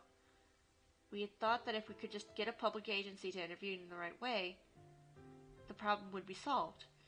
But with what Coach said, I didn't think it would be so easy. Sadako was obstinate. She would stubbornly deny the abuse and try to endure it. That was the act of atonement with Satoshi, who had protected her before and then run away. As long as she thought that way, the situation wouldn't be so simple. But earlier before Coach, I made a clear declaration that if I thought Sadako was in danger, that I would do what I had to do. In the end, that meant I was just going to wait and see, too. Nevertheless, I thought I'd draw a clearer line than Coach or my friends had. If the time came, I would report it, over the phone. Given Sadako's personality, she might criticize me if she found out, but I believed it was ultimately the best decision. Wait, Keiichi Marabara. Would that really be all it took for the problem to end? Say that I reported it to a public agency, like the Child Consultation Center. What if they stuck to their wait-and-see attitude like last year again? Last year they decided to do just that. The situation improved temporarily, but then the aunt, thinking herself a laughingstock, increased her tormenting in secret. In the end, things became more underhanded than ever before. This year it was her uncle. I had to just seen him for the first time today. That man seemed much more direct, much more violent than the word underhanded could imply. He wasn't like their aunt. No, not that subtle. He was more direct. He might also assault her with punches and kicks. That could easily be discerned from the bruises and such I saw in Sadako's body. Shit, you're too naive, Keiichi Marabara. However heroic it may seem to report that what was happening, if it doesn't save her, then it doesn't mean anything. Reporting things to a public agency was only one option, and leaving everything to them would be dangerous. We would need something more to guarantee Sadako's safety. I scratched madly at my head, thinking, and then tilted it back, wanting at least a little bit of calm. The memories of anger arguing with my friends today came to mind. I was embarrassed that I hadn't realized it until Rena said something. She was right. My house was big. Compared to all the houses in the straw-thatched ribs in Hinamizawa, it was really big. We did actually have empty rooms. I never thought that we were affluent, but also never that we were poor. I just didn't admit it because people would think I was arrogant. But maybe my family really is wealthy. We had a few rooms we could lend to Sadako. Guest rooms are only in use when people related to my dad's job come here and stay every once in a while. Plus, if we cleaned up a few rooms my dad used for storage, we could work for her as well. As for food expenses, that might have been a more serious problem than a kid like me could imagine. Lunch every day would be manageable. All of our friends would just have to bring a little bit more lunch than they usually did. With everyone pecking at everyone else's food anyway, it would be manageable. For breakfast and dinner, though, that would have to be up to Mom. I would need to convince her to lend Sadako more than just a room. Of course, I didn't even think convincing her would be that easy. But how much did it cost for one person to eat? How many tens of thousands of yen per month? They couldn't complain about it if I shouldered that, could they? I only had 10 or 20,000 yen in savings, but it was something. I actually had even more, thanks to New Year's gifts and such, but my parents had taken all that and put it in a fixed time deposit. If I could get access to that, it should add up to a lot of money. If I got that far, Mion and Rena would need to share some of the burden. Of course, that wouldn't seem like it would work. Rena got mad at me, didn't she?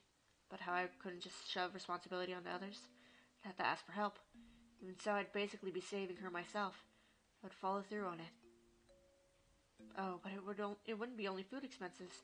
There'd be a lot of other things you couldn't do without, like baths and laundry. My mother was awfully methodical and strict about cutting out efficiencies. For once, that was troublesome. She might even make reference to the money it would cost for the detergent Sadako would use for her own clothes. Couldn't think only about food expenses. I needed more money. Hey, wait, Keiichi Maribara, since when was all this about money? Even if you could afford it, you would need your parents' permission first. They'd be looking after a young girl for a really long time. What would I say to persuade them? Just calm down a little bit, Keiichi Maribara, and you realize right away that you can't. Even if you ask them seriously, they would tell you to call the police. Even if you manage to gain their empathy, why should the Maribara family have to shoulder all the burden by itself? That's what would happen.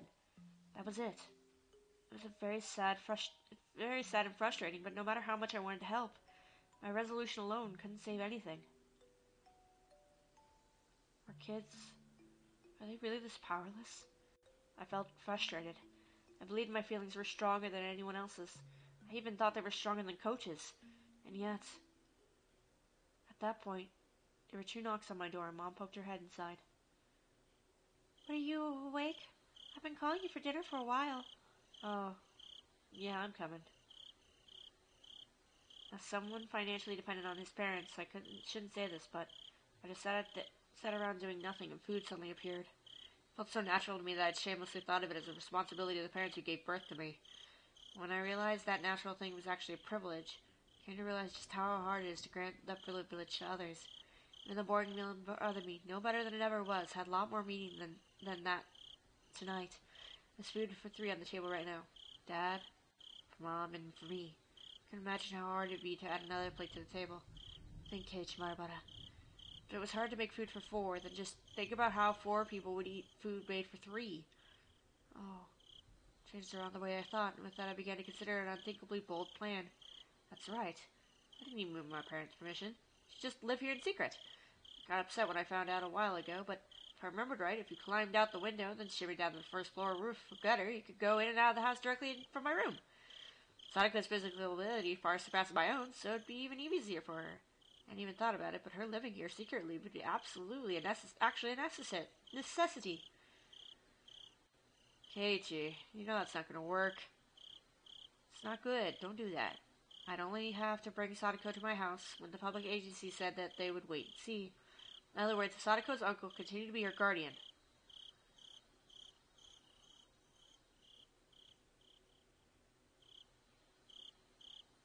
If in such a situation word got out that she was here, Her uncle would barge in and drag Sadako back with him. Her uncle was her rightful guardian, so my parents would have to hand her over without an argument, no doubt. So I needed to keep it a secret that she was living here. If it needs to be a secret, then having my parents help would mean a lot, but gotta deceive your allies first, like they would say. Okay?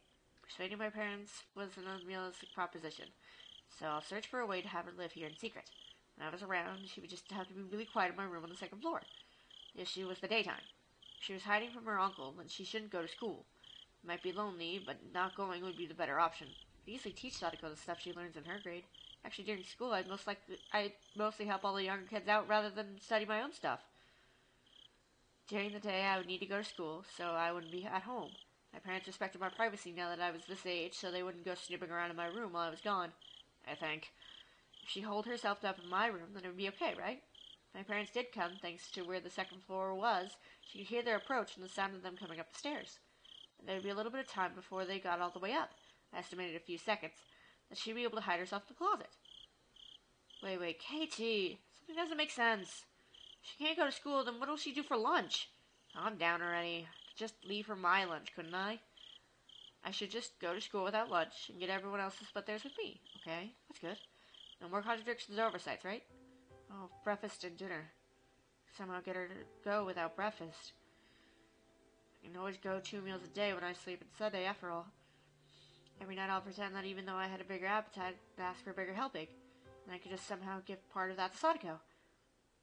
As a test. I stood from my seat with my plate of fish in my hands. What's wrong, Katie? Sit down and eat your food. Well, I'm kind of not in a good mood. Could I eat it up in my room? You'll make a mess. Eat your dinner at the dinner table. Sorry. Hey, wait. I only tried to take away one plate of fish, and they ganged up on me? In reality, it was impossible for me to smuggle food away without my parents knowing about it. But it may have been worth taking the time to think about. There must be some trick, some method to avoid them realizing. Even if I can't think of one today, I might think of one tomorrow. My appetite was rapidly fading, so I finished early and went back to my room. I went back there and tried to think of it from Sadako's point of view. For example, let's say my parents were coming up the stairs right now. I've got to hide. I opened the closet. Clatter, clatter. It didn't open quietly. Hey, wait. Didn't it always open real smooth and quiet? Why was it suddenly doing this now? What is this, a faulty house? Had I already gotten old or something? Or was I just not putting enough work into it? Could I just plaster it with wax? The sound itself may have been soft, but it left me uneasy as to whether my parents could detect it happening when they climbed the stairs. But this was an easy problem. I could do something about it. I just had to fix it up a little bit so it didn't make noise anymore. For now, I'll close myself in the closet, as I thought I'd successfully hid it. I basically always left my futon out on the floor. Couldn't think of any real reason my parents would need to go into my closet. Even so, there still might be some reason they would. I might need to construct some sort of camouflage so that she couldn't be noticed even if they did open it. But the more she worried about it, the less time she'd actually hide. Meaning it would be more likely to hear a noise. And then I suddenly had to go to the bathroom. Bathroom?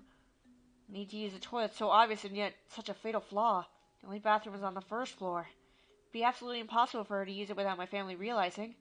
I might need to set up a portable toilet, like a chamber pot, I guess. Sadako would hate it, so she could go to my room. But the stench would be pretty terrible. Anyone sensitive would probably notice the smell without even coming into the room. The bath was okay, though. She could just take a bath when my parents are out. But I couldn't do anything about a toilet. When her stomach started to hurt, if my parents were lazing around downstairs, she'd be in trouble. That's when I noticed that I had been clawing at my head with both hands. I sat down in the dark closet with my knees against my chest. I buried my face in them and tore at my hair. The more I thought, the more contradictions popped up. The more I thought, the more things failed. The more I worried, the more I was reminded of how little power I actually had. My back started to hurt from staying in a cramped place for so long. If I had to shelter Sadako, I would need to force her to feel this pain. To live in such a dark, narrow, suffocating place forever. But still better than being abused by her uncle, or so I wanted to think. It got hard to breathe, so I gave in and crawled out of the closet. I looked at the clock. To my surprise, it was 3:30 in the morning. It felt like so little time, but it was so unbelievably long. When I realized that, I slammed with a terrible urge to sleep, as if time had only just caught up with me. I didn't have enough strength to fight it, and I fell flat onto my futon. Shit, I can't just go to sleep like this. If I waste any time, That'll mean I'm taking the same wait-and-see attitude with Mion and Coach and everyone else did. I need to keep worrying about how to rescue Sadako for a minute, or even a second longer than everyone else. Isn't there a better way? Isn't there a better way? That one phrase I spoke to myself swirled and around in a spiral, and steadily took over my entire mind. In the last moment of consciousness, I thought, there was a lot of blind spots in what I considered tonight. But I absolutely wasn't wrong for having those ideas. Tomorrow I would suggest this bold plan to the others. Mian might be able to help somehow, and Rena was really sharp, so she might have a good suggestion. Above all, we need to rescue Sadako once again, with everyone helping out. I felt pathetic for letting myself fall asleep. I'm sorry, Sadako.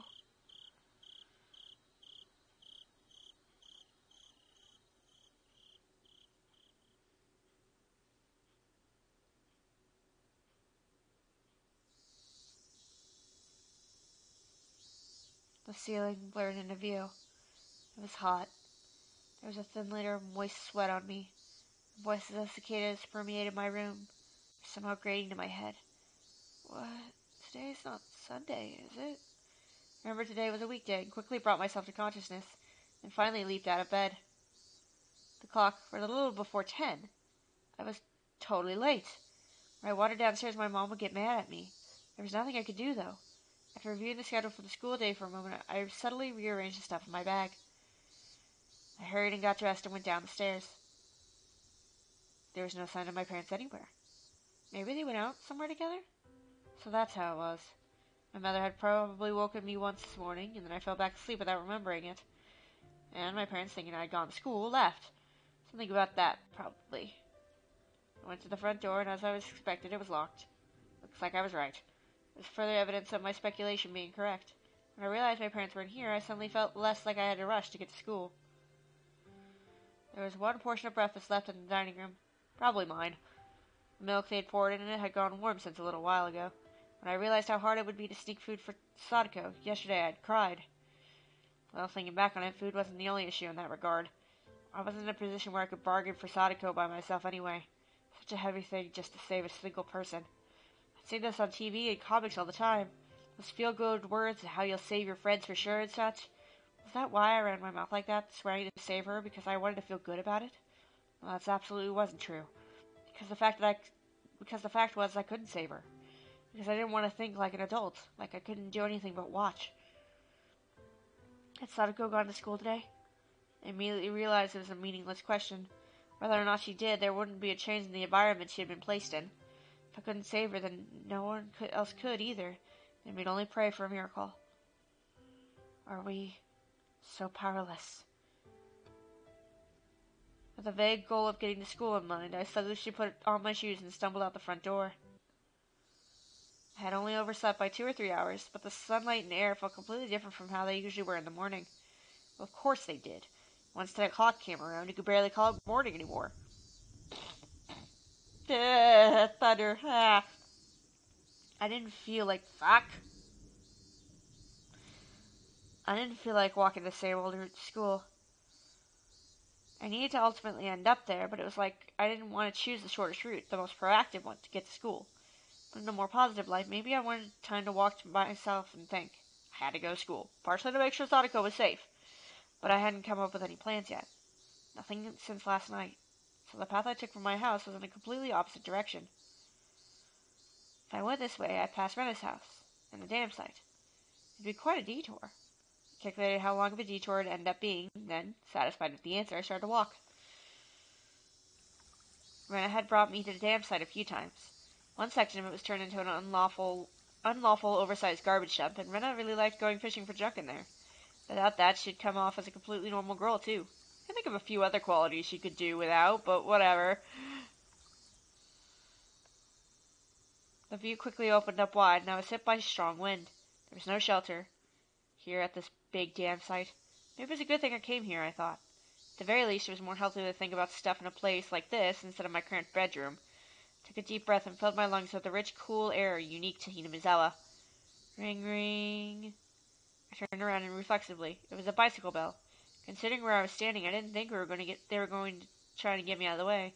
They rang the bell because they wanted something from me. Toмотake-san? Excuse me. You're from Hinamizawa, right? Yes, why? I've seen this person around a few times. Right, I remembered. His name, I think, was Tomotake, a freelance photographer who lived in Tokyo. He would zealously visit Hinamizawa every season to take pictures, or so Mion and the others told me, I think. Could you tell me how to get to the Fude Shrine from here? I think I left my map at the inn. I don't know where to go. The shrine from here? I know where everything was in my head, but explaining how to get there was difficult. I was a little irritated at having been bothered by this, but then I realized it meant my detour actually meant something, and that feeling quickly faded away. I'll tell you, but it's a little bit difficult to explain. I could bring you there, if you don't mind. Really? I would be in your debt. Thanks a lot. But are you sure? Did you have something to do? Tomotage-san finally appeared to have realized how strange it was for a student like me to be here on this time of day.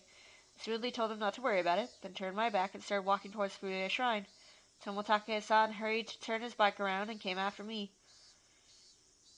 Sorry. Don't worry. All guys have times when they need to split up from the pack and be lone wolves for a while. What a free-minded freelancer. It's easier for me, too, that he was under that impression. I'm Tomotake, a freelancer photographer.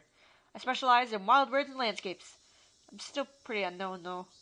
It seemed absurd for him to introduce himself when I was just showing him the shrine, but he gave me his name, so I need to give him mine back.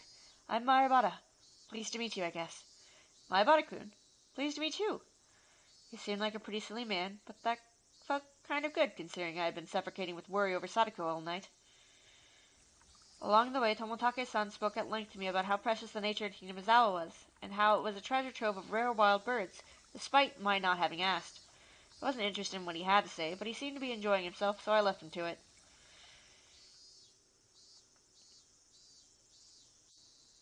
These steps will take you up to the shrine grounds.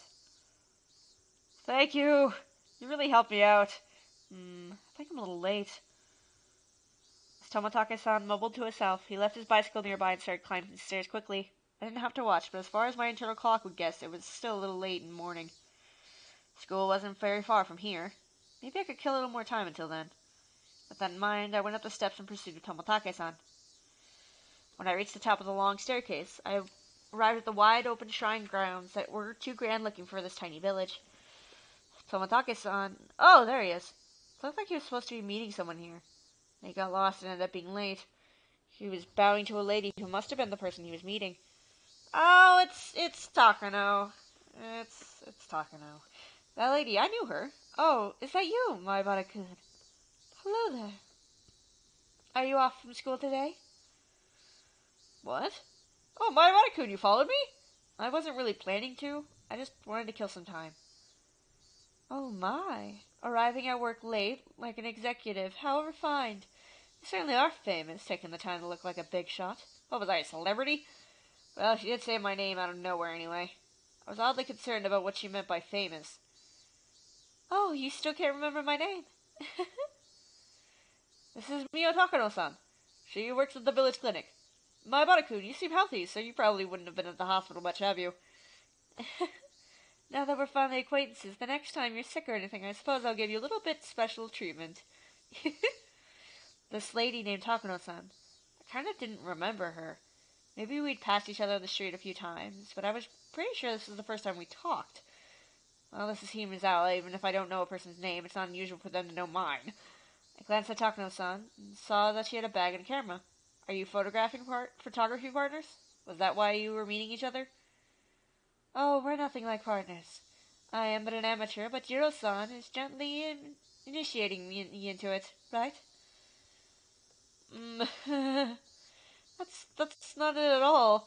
Takano-san is a quick learner. She could take pictures just fine without my guidance. I mean it. I couldn't tell which of them was ahead in the conversation. Well, they were certainly one couple you wouldn't get tired of watching. The festival's finally coming up the day after tomorrow. I hope I can take some good pictures this year. I plan on taking some shots of the setup tomorrow. I want to capture the festival's energy shown by the preparations for it, too. Oh, I just remembered. There's some village festival called Watanagashi or something the day after tomorrow on Sunday.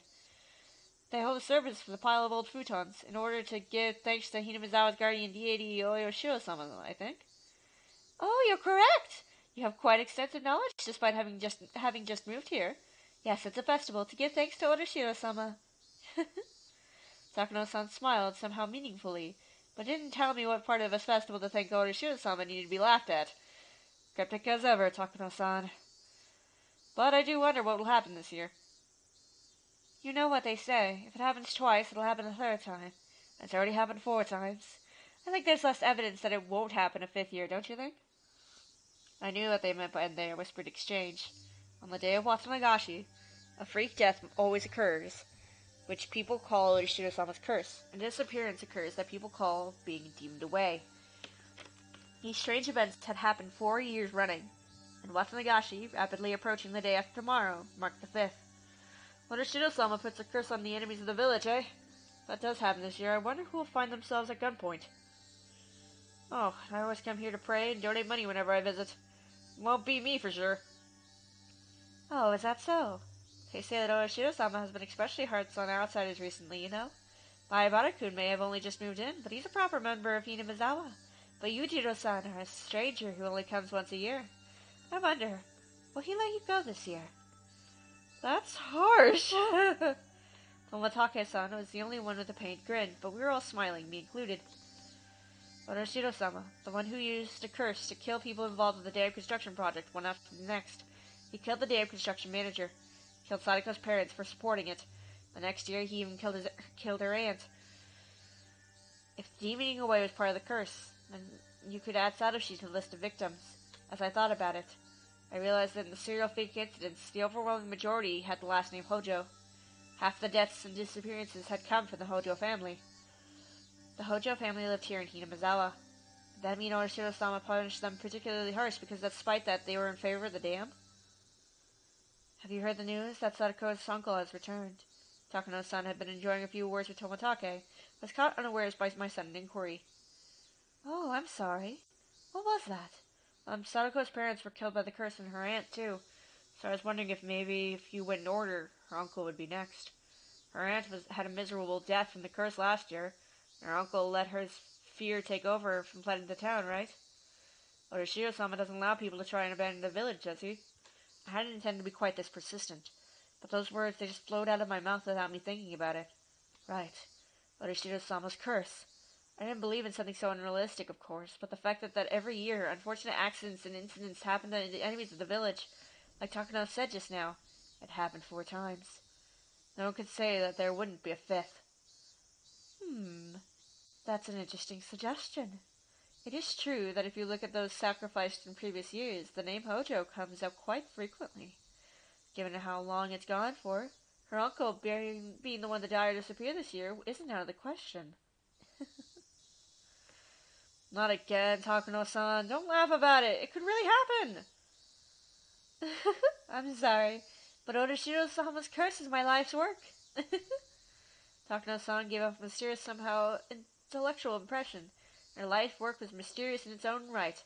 She probably really liked inexplicable supernatural phenomena or something. Takano-san, you seem like you know a lot about Orishiro-sama. Give me your honest thoughts. Given that he's a Hojo and that he's returned, what are the chances that his uncle will fall into the curse? My, what? You seem like you really want his uncles of her dead. That's not... I wonder. It all depends on the whims of God. Maibara-kun, do you know the true identity of Santa Claus? Huh? I got a strange question all of a sudden I couldn't immediately answer. What, you don't know? It's your daddy. The daddies in everyone's family. What? That's what you meant? Well, of course. Everything ultimately comes down to humans in the end. After all, humans are the only ones living in the world. All strange things can be explained in terms of human actions. I feel like I put that somewhat strangely, but Takano-san was not as dissatisfied with that reply as I might have guessed. Oh, it's impressive that you caught on to that at such a young age. You're right. Strange things that happen in the world of man are all caused by man of his own benefit. Maibara-kun, I'll ask you again then. This time not Santa Claus, but Orishiro-sama. Do you know anything about who Orishiro-sama is? Takano-san took a step forward towards me and gazed into my eyes as she asked. Santa Claus is really the parents of every family's children. If lionizing that legend as a corporate tactic to try and profit during Christmas sales, then what was Orishiro-sama really? Oh, didn't you already say? There's only humans in this world. Everything can be explained by human actions, right? Maibara-kun, keep this to yourself, okay? The string of freak death incidents is attributed to Oroshiro-sama's curse. Takano-san's view of it is that they may be premeditated homicides performed by the people of Hinamizawa based on some kind of ceremony. No, don't misunderstand me. My life work is to research teachings, thoughts, and cultures from the viewpoint of folklorism. I don't really care at all who the real culprit really is. Just keep that in mind, please. I could tell at least she was saying some crazy stuff. If I were to liken her statements to a meal, it's sort of like she just tried to stuff a whole plate of duck in my mouth, and now I couldn't say anything. To understand that in the first place, you have to go all the way back to the ancient times, when Hinamizawa was called Onigafucha, or the Demon's Abyss. The Transcendents who lived there believed themselves to carry the blood of demons, and so were only half-human. Takano-san, having entered her home field, leaned forward and began to speak of ridiculous matters. Tomotage-san realized she was overawing me. Overawing me? Is that a word? Is overawing a thing? And interrupted for me. Takano-san, you can't just chatter on about stuff to Maibara-kun. Look, he's really confused. Oh my, are you? If you want to hear more, ask me any time. I have heaps of the grotesque stories that boys your age seem to love hearing. Thank you. If I feel like it, I will. I won't. For now, I softly and safely gave my refusal. Takano-san seemed a little unhappy that Tomotage-san had rained on her parade, but Thunder, you could stop. But she stopped talking about it then. Even so, it was still a very interesting story. That Oroshiro-sama's curse, which we thought was strange freak deaths, were really homicides. Perpetrated by people of the village. Well, I mean, if you thought about it logically, it would have to be. People wouldn't be dying because of a curse. Someone obviously killing people and making it look like one. Indeed. As for who that is, it might be safer not to try and find out. You seem like you know, Takano-san. You may not have proof, but you seem like you believe it. Oh my, why do you think that? I just kind of feel it vaguely. I didn't seem like her extreme passion for the subject could be explained by just these things being taboo or being safe and easy. I had unplugged my headphones. The person loved walking through the profound forbidden abyss of risk and taboos. Just leave it at that, Maibara-kun. I just helped you escape, and now you're trying to talk about Oroshiro-sama again. I wanted to take a nice walk while it was still cool. Tomotage-san seemed a little disappointed not to be able to go on the date he had planned, since I had brought up a weird topic. Oh! Okay then. That is a word. Good to know. But right now, there was something I wanted to ask just for a little bit, and that was about whether Sadako's uncle will be chosen for the curse this year. If he was, then another miracle would happen, just like last year. A terrible incident would happen again, but it could release Sadako from her unfortunate circumstances once more. Well, I do have a few suspicions as to the kind of people who would probably become involved, of course. It's a natural, inevitable conclusion for anyone who's researched the history of Onigafucha village. Who do you mean? What would I do if I knew? I asked that question to the other me deep inside, but got no reply. How enthusiastic! What would you do if you knew? Nothing, really. If you found out, you might get into danger yourself, you know. Maybe the 5th year's curse will be you. Takano-san, toying with taboo, gave a devilish, satisfied smile, as though nothing in the world would be more amusing. She was probably trying to tease me, but I didn't feel like I was going along with her little game one bit. You like to talk pretty big, but you don't really know yourself, do you, Takano-san? I'd felt a tinge of irritation at Takano-san's roundabout way of speaking, but those emotions escaped my mouth like water flowing out of a strainer. Even I was surprised at how directly I had spoken. Takano, shut up, you bitch! I had spoken out what I had felt. Of course, I wasn't the only one taken aback. Oh my, you're something. You may just be a boy, but you could still provoke people. How unexpectedly rugged. I don't dislike people like that, you know. Takano-san's tongue poked out of her mouth, and I was convinced that it was a long, thin, split in the middle like a snake. All right. I'll tell you then. But you have to promise me 3 things first. 1, not to regret it, no matter what I tell you. 2, not to tell it to anyone. 3, not to tell anyone I told you. I gulped firmly and nodded. Tomotage-san made an exaggerated expression of distress, gave a dry, vague laugh, and lit the cigarette. Please tell me, who is putting this curse on the people? Who is it? Who's deciding who gets cursed? After I said that, I finally realized why I wanted to know. 'Cause you want to tell them to kill fucking Tepehojo. You want to tell them and be all like, hey, fucking kill this asshole, 'cause he's an asshole.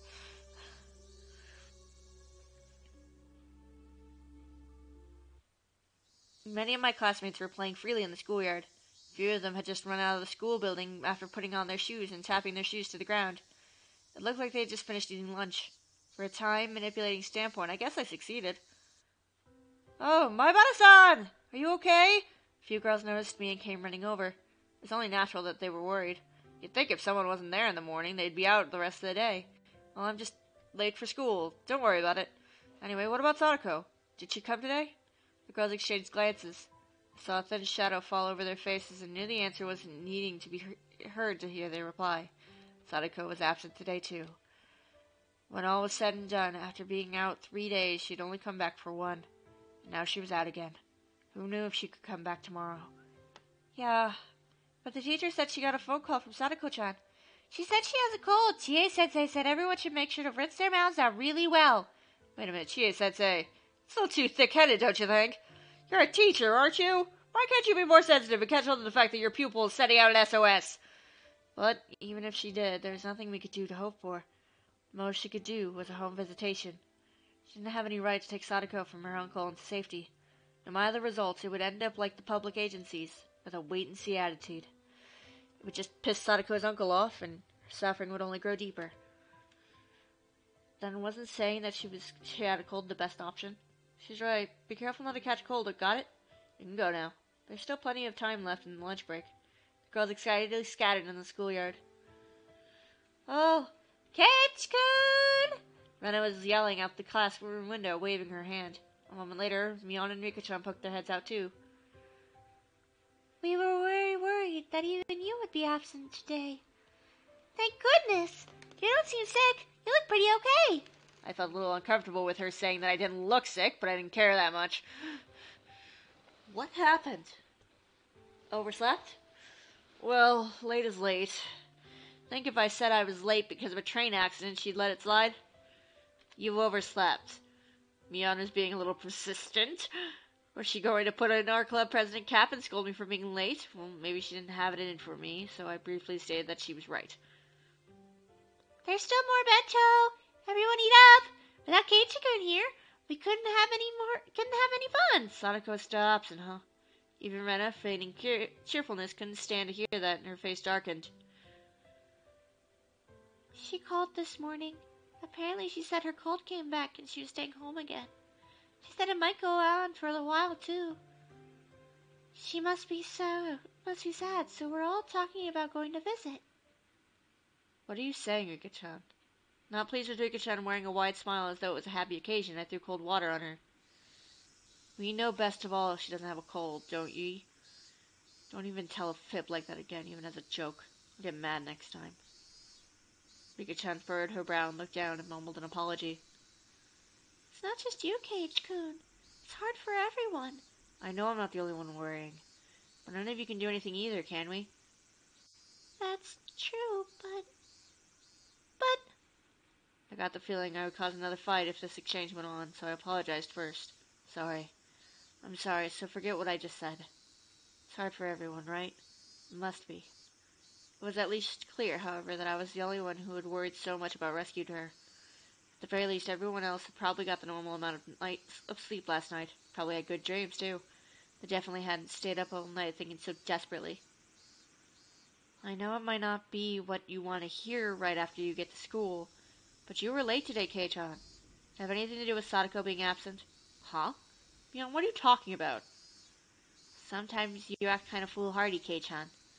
When both you and her were absent this morning, we seriously thought you might have kidnapped her and hidden her somewhere. Easy for you to say. If I could have, I would have done that last night. None of them would have really thought about how difficult that clear-as-day solution was. I was up thinking all night, thinking until the night was brightening. And then I concluded that I couldn't do anything of the sort. Don't be dumb. I couldn't hide someone. You're right. I'm sorry. God, that rain is coming down hard. I don't know if you can hear it, but Jesus Christ! So if my power goes out and I suddenly drop off from stream, you'll know why. You're right, I'm sorry. I apologize if I upset you. Don't worry about it. Anyway, let's eat some food. I'm starving. I took my bento box out of my bag. Everyone moved to take a spot for me to sit. My Bada-kun! Did you just get here? And just as I was about to stick my chopsticks in, Chie-sensei came along. Yeah. Sorry for being late. I overslept. I know, I'm trying to get to the next chapter. What the heck? Even the teacher is giving me that strange look. When you're finished eating, could you and the president come to the teacher's lounge? There's something I want to talk about. Probably about Sadako, I thought. Sensei left it at that and went back into the hallway. Eating lunch can wait. Let's go, Mion. You're right. Mion and I exchanged looks, nodded to each other, and got up. It's probably about Sadako-chan. No doubt about it. They were saying she had a cold, but everyone in the class knew the truth. I didn't think it would have reached the teacher's ears by now.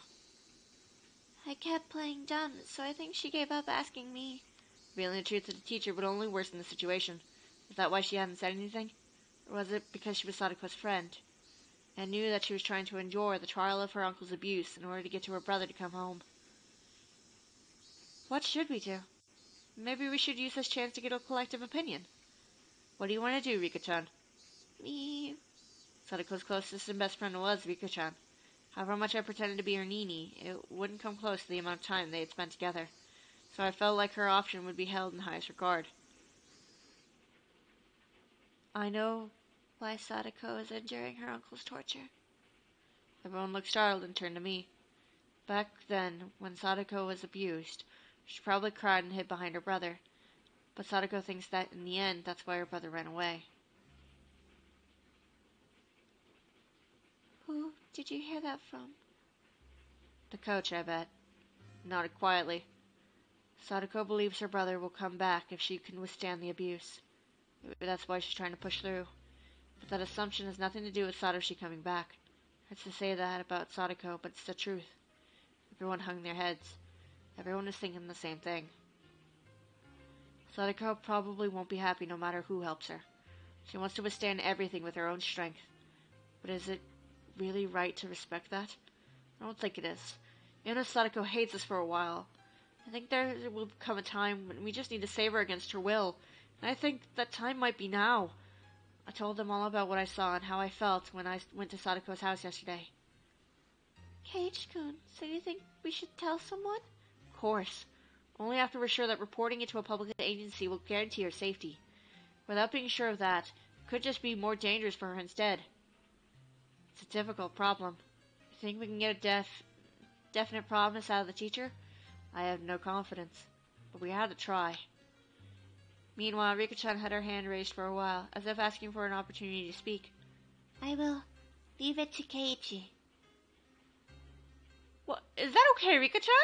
Keiichi is thinking about Sadako more than anyone else here. If Keiichi thinks that we need to tell someone, then I have no complaints. Thanks. Mion, Rena, are you okay with that? Mion seemed to hesitate, not knowing if she should agree. But when she saw Rena's firm nod, she made up her mind and did the same. Okay. Let's go, Mion. Right. Surprisingly enough, not in trouble. The teacher was actually probably just worried. Only Chie-sensei was in the teacher's lounge. We didn't see the principal anywhere. The schedule on the blackboard under the principal's name said training, going straight home.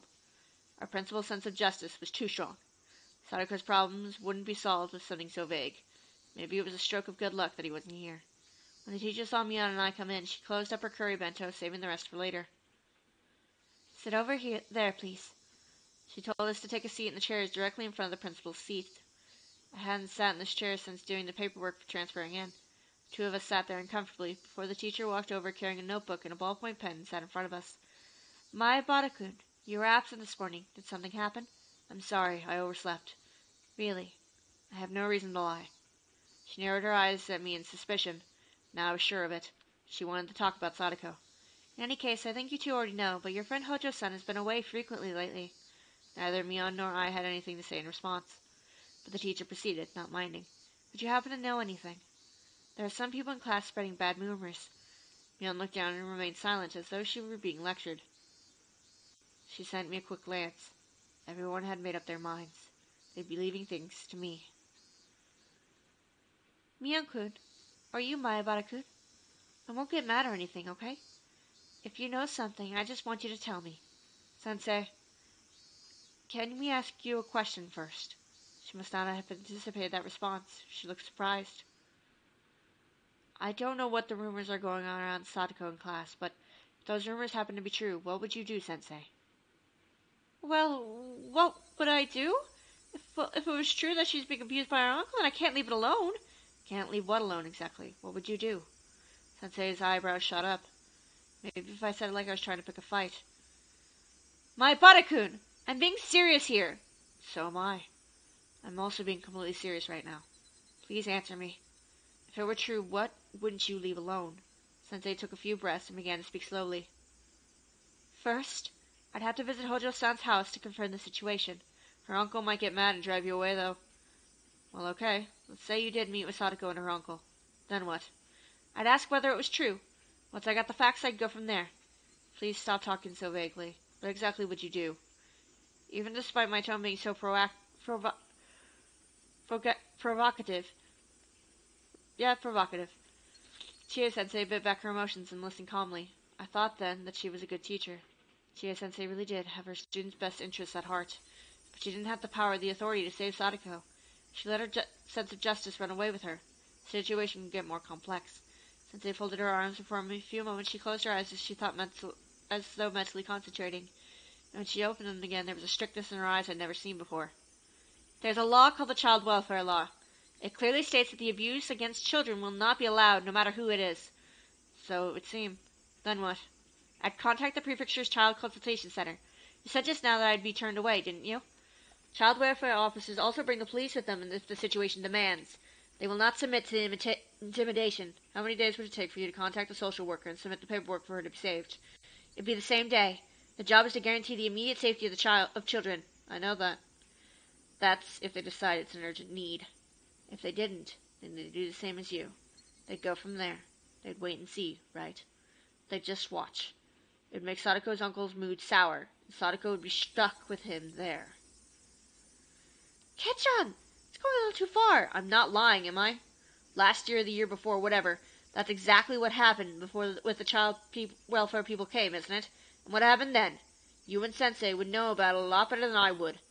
I had said too much. I didn't need Mion to tell me that. I was talking crazy and itching for a fight. I was supposed to be telling her about the situation only after I was sure we could save Sadako, but I basically had told her everything right from the start. Chie-sensei looked at the clock, stood up, and picked up the phone at the principal's seat. Hello? Put me through to an extension 3455, please. Is this okay, Kei-chan? Is this really okay? It was too late. The dice had been cast. Now we can only pray. Thank you for answering my call. I'm Chie, a licensed teacher at the Hidamizawa Branch School. Would Director Watanabe happen to be in the guidance office? Yes, that's right. Something urgent came up, and I'd like to contact the principal as soon as I can. Yes, thank you. Please tell him immediately. Yes, thank you. The teacher put down the phone and tilted her head back and took a breath, like I always did. I'll ask the two of you again. Are the rumors going around class really true? Yes. Yesterday I went to Sadako's house and saw for myself just how bad it really is. You can leave the rest to me. I'll definitely do something for Sadako-chan. Something? Please, stop saying such ambiguous things. Not something. We have to save her. If they end up deciding to wait and see again, who could take responsibility? While I was yelling, the phone rang. Chie-sensei snatched the receiver up first.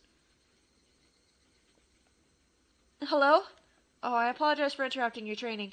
Yes, actually it's about the issue with Satoko Hojo-san. Yes. Sensei waved us away, telling us that we could leave now. Mion went to leave, but I held my ground. I had a responsibility to make sure she stopped saying such vague, ambiguous things. If it didn't look like she was going to say anything substantial, then I'd tell them the truth, even if I had to steal the phone from her. Yes. No, I haven't contacted them yet. Yes. I haven't confirmed it, but it seems pretty bad from what the children are saying. It's not just pretty bad. Do something about it, right now! If you're going to report it, then I don't care who you tell. But I swear, if they end up just waiting and watching, I'll never forgive you. I yelled angrily at Sensei and the principal on the other end. I wanted to somehow, some way, convey to them just how dangerous her situation was right now. I understand that. I will tell them as much. Mion-kun, please take my bottle back to class. Yes, ma'am. Let's go, Kei-chan. We should leave this to the teachers now. You better promise. Till the very last moment, I glared at Sensei. Sensei was being pressured by the likes of me. Idiot, this isn't the time to feel pressured. Now's the time when you give a firm nod that you'll set my mind at ease. Even now, we had already left things in our hands. At this point, we can't do anything but pray. Mion shut the door to the teacher's lounge.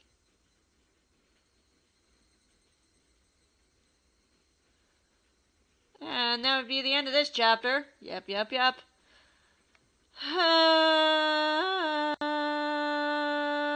Loud yelling noises. Loud, upset Keiichi noises. Okay, I'll read the 2 tips and then I'll call it a night. Influence with a picture of a phone. Article 2, definition of child abuse.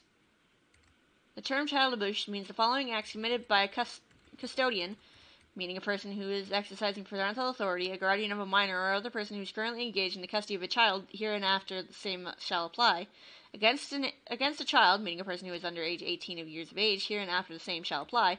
1. Assault of a child in a manner that will cause or is likely to cause external injury on the body of the child. 2. Engage in indecency against a child or cause the child to engage in indecency.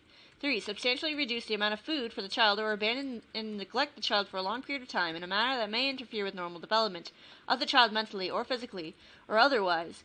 Materially fail to perform the duty of custodian or speak or behave in a manner that would significantly be traumatic to the child. Article 3. Prohibition of child abuse. No person shall abuse a child. Law number Act number 82 of 2000. Authored by the Ministry of Health and Welfare. Man, that rain is coming down hard. Statistics of the Ministry of Health and Welfare. Year 19XX. XDXD. Principal abusers in cases reported to the Ministry of Health and Welfare. Total, 5,352. Mother by blood, 2,943, 55%. Mother not by blood, 203, 3.8%. Father by blood, 1,445, 27%. Father not by blood, 488, 9.1%. Year 19XDXD. Instances of types of abuse in cases reported to the Ministry of Health and Welfare. 5,352. Physical abuse. 2,780. 51.9%. Neglect, abandonment of child. 1,728. 32.3%. Psychological abuse. 458. 8.6%. Forbidden from going to school. 75. 1.4%. Sexual violence. 311. 5.8%.